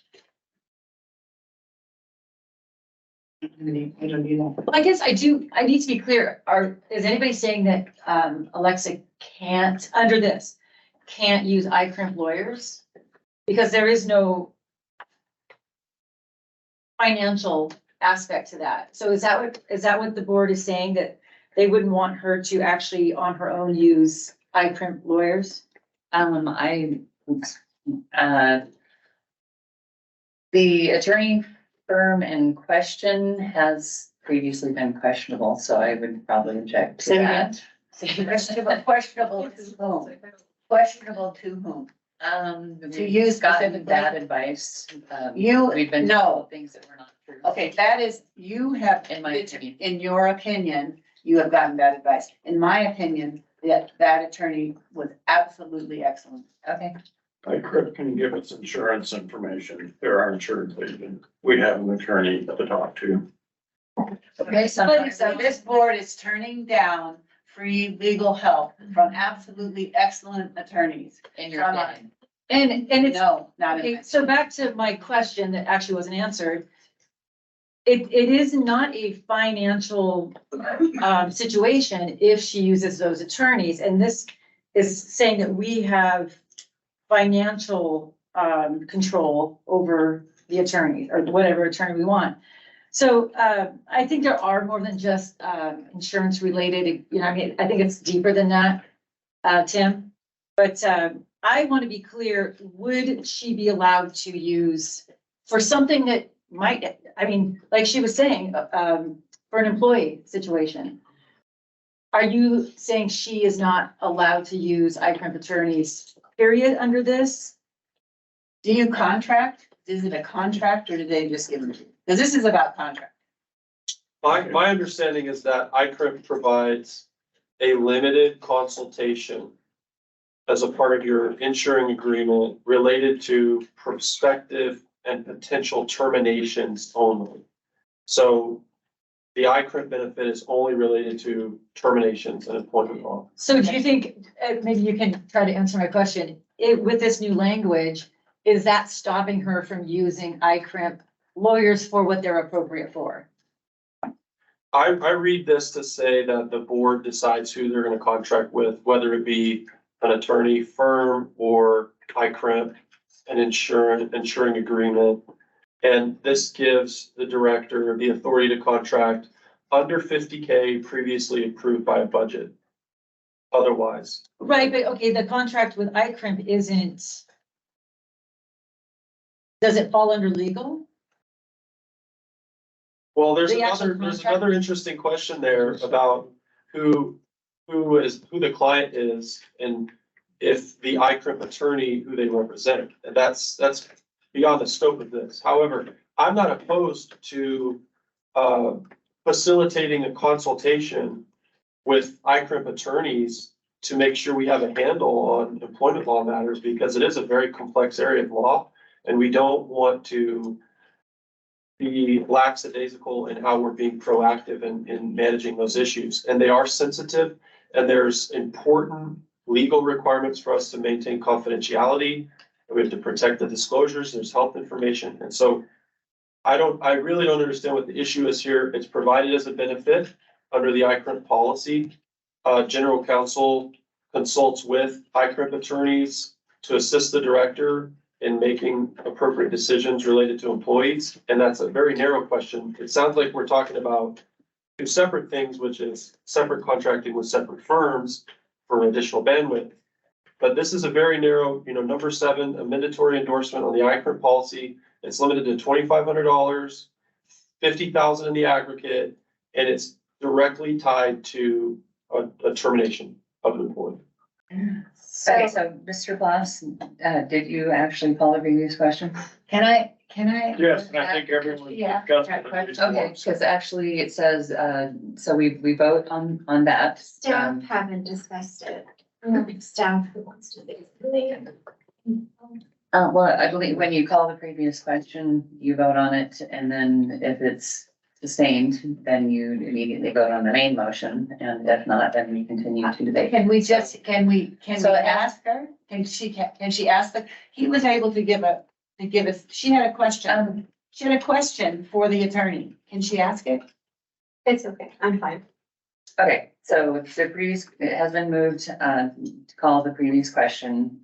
So the effect of this motion is that if it is accepted, then we immediately end debate and vote on the main motion. So what are we voting on right now? We are voting on on calling the previous question. So all those in favor, say aye. Aye. Aye. Abstain. Opposed? Me too. Okay, so it has been moved and it is approved to call the previous question. So now we will go to the main motion, which is to accept the financial management policy board draft 8/17/2023. So all those in favor, say aye. Don't we have, can't we, I mean, we No, haven't because he called the previous question. That Okay, means that you immediately end all debate and you vote. on the I motion. really think that you're wrong here. Okay. I just think if this is a travesty of parliamentary procedure. Right. Well, But anyway. read the Roberts rules. So all those in favor, say aye.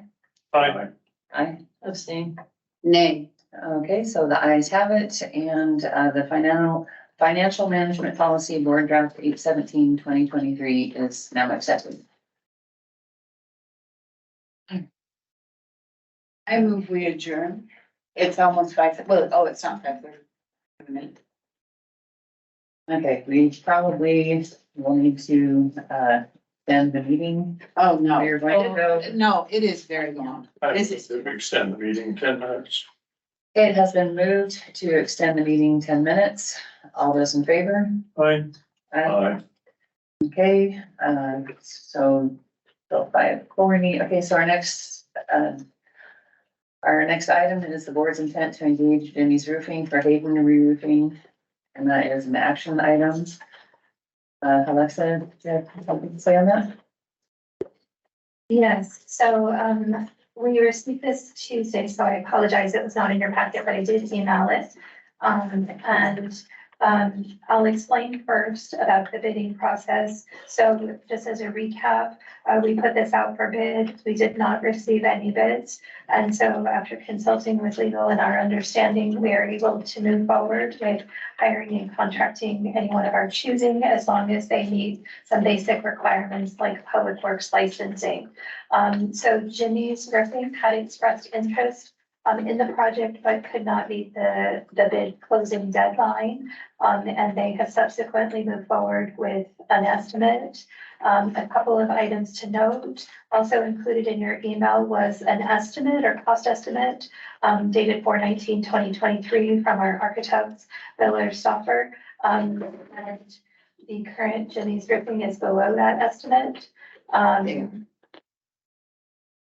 There are some other items to note in terms of when the work will be done. It may not be able to be done this, I'm gonna say roofing season. It does note that they're hoping to do it in early October, but if the weather is not sufficient, I understand it needs to be a certain heat. And for the long-term warranty of the, it makes a difference, and so it may be pushed to early spring. And they have agreed and put in the writing in the contract that they will hold their pricing. So we will be quick on their list as soon as they can do the work. So how much, if it's less than the 232 here, how much is it? Do you know? I mean, is it the ballpark? It is 208. Oh, okay, I'm sorry, I didn't look it over. No. Okay, and do they, what requirements did they have to meet? I mean, it said, yeah, meeting certain requirements, was it just our requirements? My understanding, and I did consult with legal, so they can maybe explain further, but a public works contracting license labeled CC, which allows public projects over 400,000, roughly. I will mention a couple other items. They are requesting 50% payment upfront in order to purchase materials. This is not uncommon on projects like this for companies and especially smaller companies. And then just to mention that this does come out of CARP, and that at some point in the future, when payment is required, the board will go through the motion of a resolution to set aside funds for CARP. They can either do that as one motion for the whole amount, or they can do that in two motions, the 50% payment and then the final payment. Our architects will be involved in the process, and so they operate as the construction administrator for the library, for the organization. And at the end of final payment, they will sign off on it as well. Jenny's Roofing has offered to come, as well as the architect, if the board wants that, to do any explaining or answer any questions. And then I know Mr. Boyles and I spoke a little bit about insurance coverage and liability and things like that. And so if the board is interested in authorizing me to move forward with the contract, meeting whatever requirements Mr. Boyles has, we could move forward with that today. Do we have any, I mean, do we know these guys are good, legit? Have you have references, that kind of thing? They are outstanding. Are they? They work for school districts and they have a good reputation. Oh, okay. And they have been interested in this project for a while. How come they didn't submit a whatcha-whoosy? I understand the deadline just didn't fit. Oh, okay. And they were hoping to, and they still are hoping to get it done this roofing season, but it's not sure what the weather. So we should be grateful for we should wish for global warming, is that the deal? If it remains 100 degrees in October, then that would be good for roofing. But it may likely be in the spring, but like I said, they've agreed to offer the same price. I don't see any place where they say how long they're gonna take to do the work. Is that, am I not seeing it, or did they, is it open-ended? The estimate was 2 weeks to 30 days. Right, all that requirement was in the document. It was- Actually have to honor that. Yes. Yes. Oh, go ahead, what was that? So, this firm will honor all of the requirements that were listed in the bidding document. Oh, okay. Great. And so, I think we had allowed 30 days, but the work estimate was more like 2 weeks, depending on, it's in their best interest financially to get it done as soon as possible. So, but up to 30 days.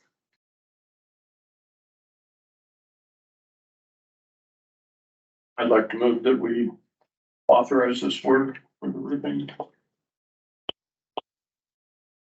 It has been moved to authorize this work for the roofing. Is that enough? Okay. Authorize the director to Authorize. the solar. That'd probably be good. Can we move to authorize the director to move forward? It will be signing a contract over $50,000. So I think So it the would be board good. has to.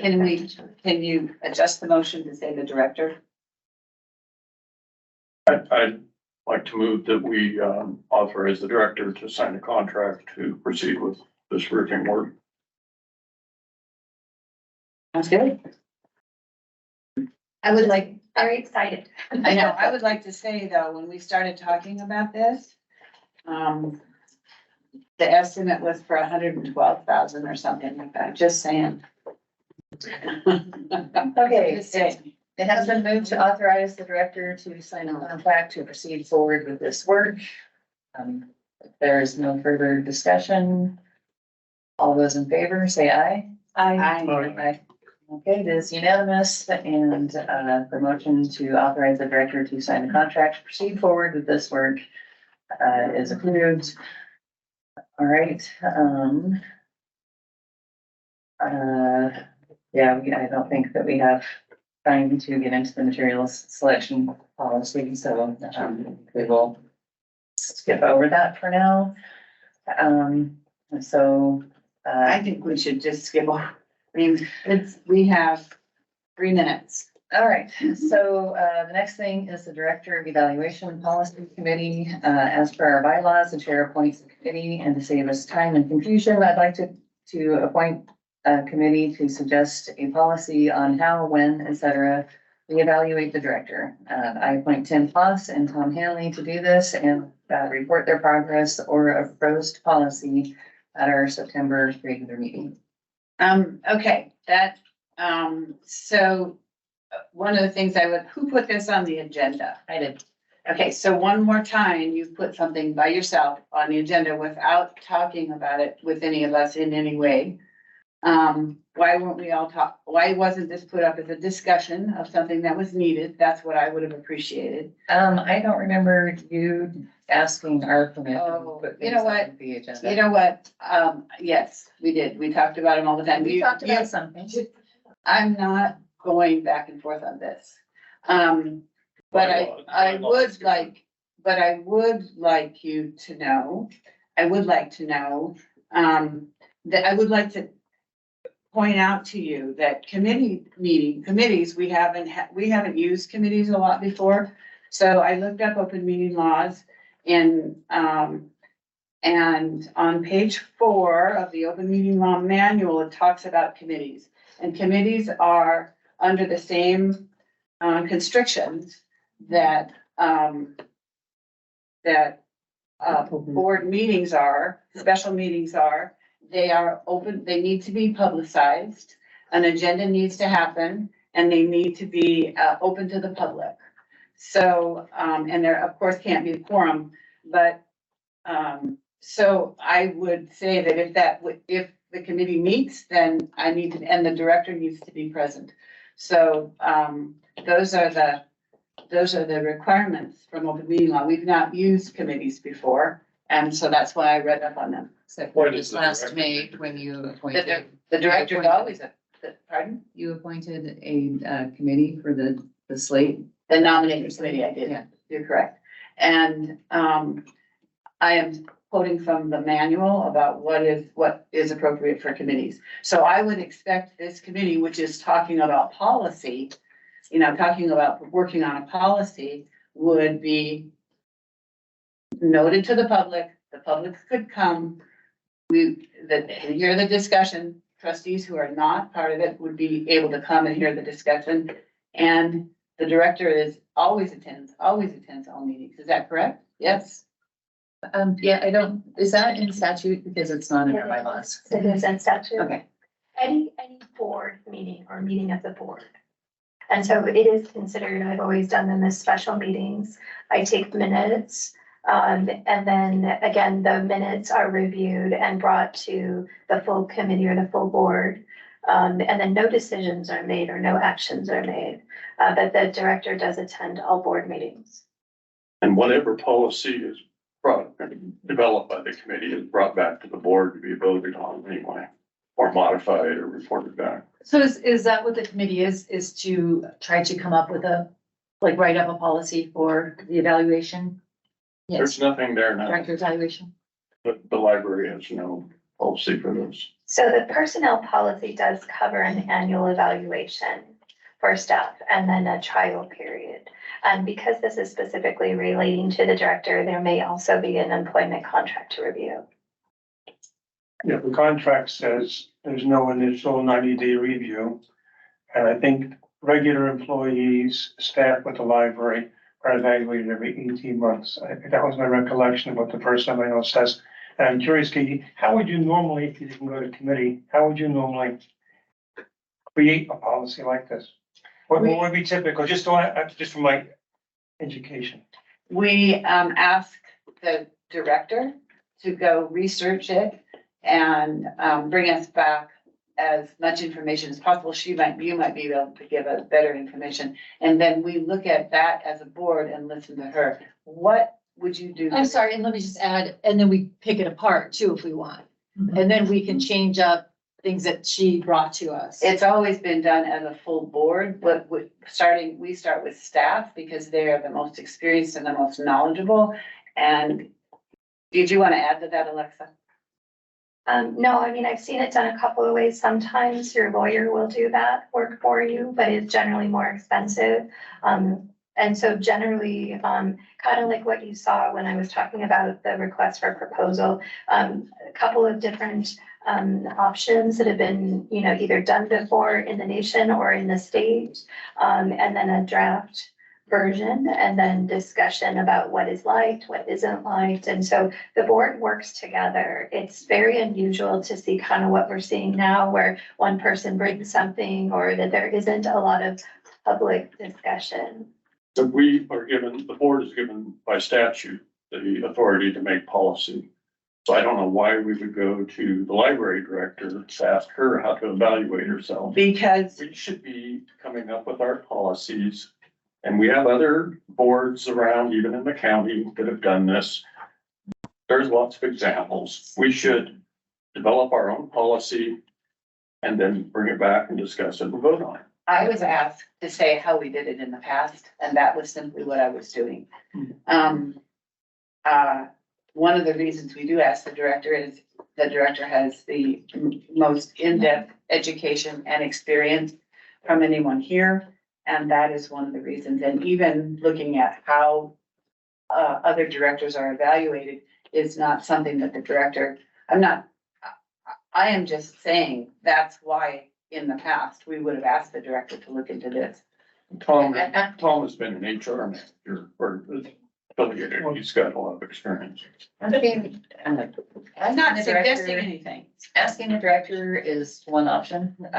You can also do research on how other ones do it. Anyway, but you guys have been appointed and, so you need to follow. Yeah. Please make sure that the meetings are publicized so we know when they're happening. And I assume that nothing prevents us from asking Alexa to give the committee a suggestion either. Right. I assume that doesn't rule that out. Yeah, so we would need another motion to extend or. I'm gonna move that we adjourn. I actually have a question on something old fast, so, can I use it? Yeah. All right, I'll withdraw it for a minute. Thank you.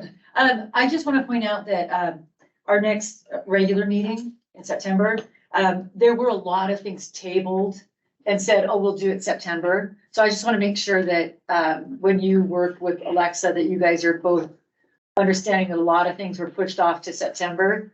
And I don't know, that's all I want to say. There's a lot of stuff going on in September. So now I would like to move that we adjourn. Okay, it has been moved to adjourn. All those in favor, say aye. Aye. Aye. Okay, it is unanimous and we are now adjourned. Thank you.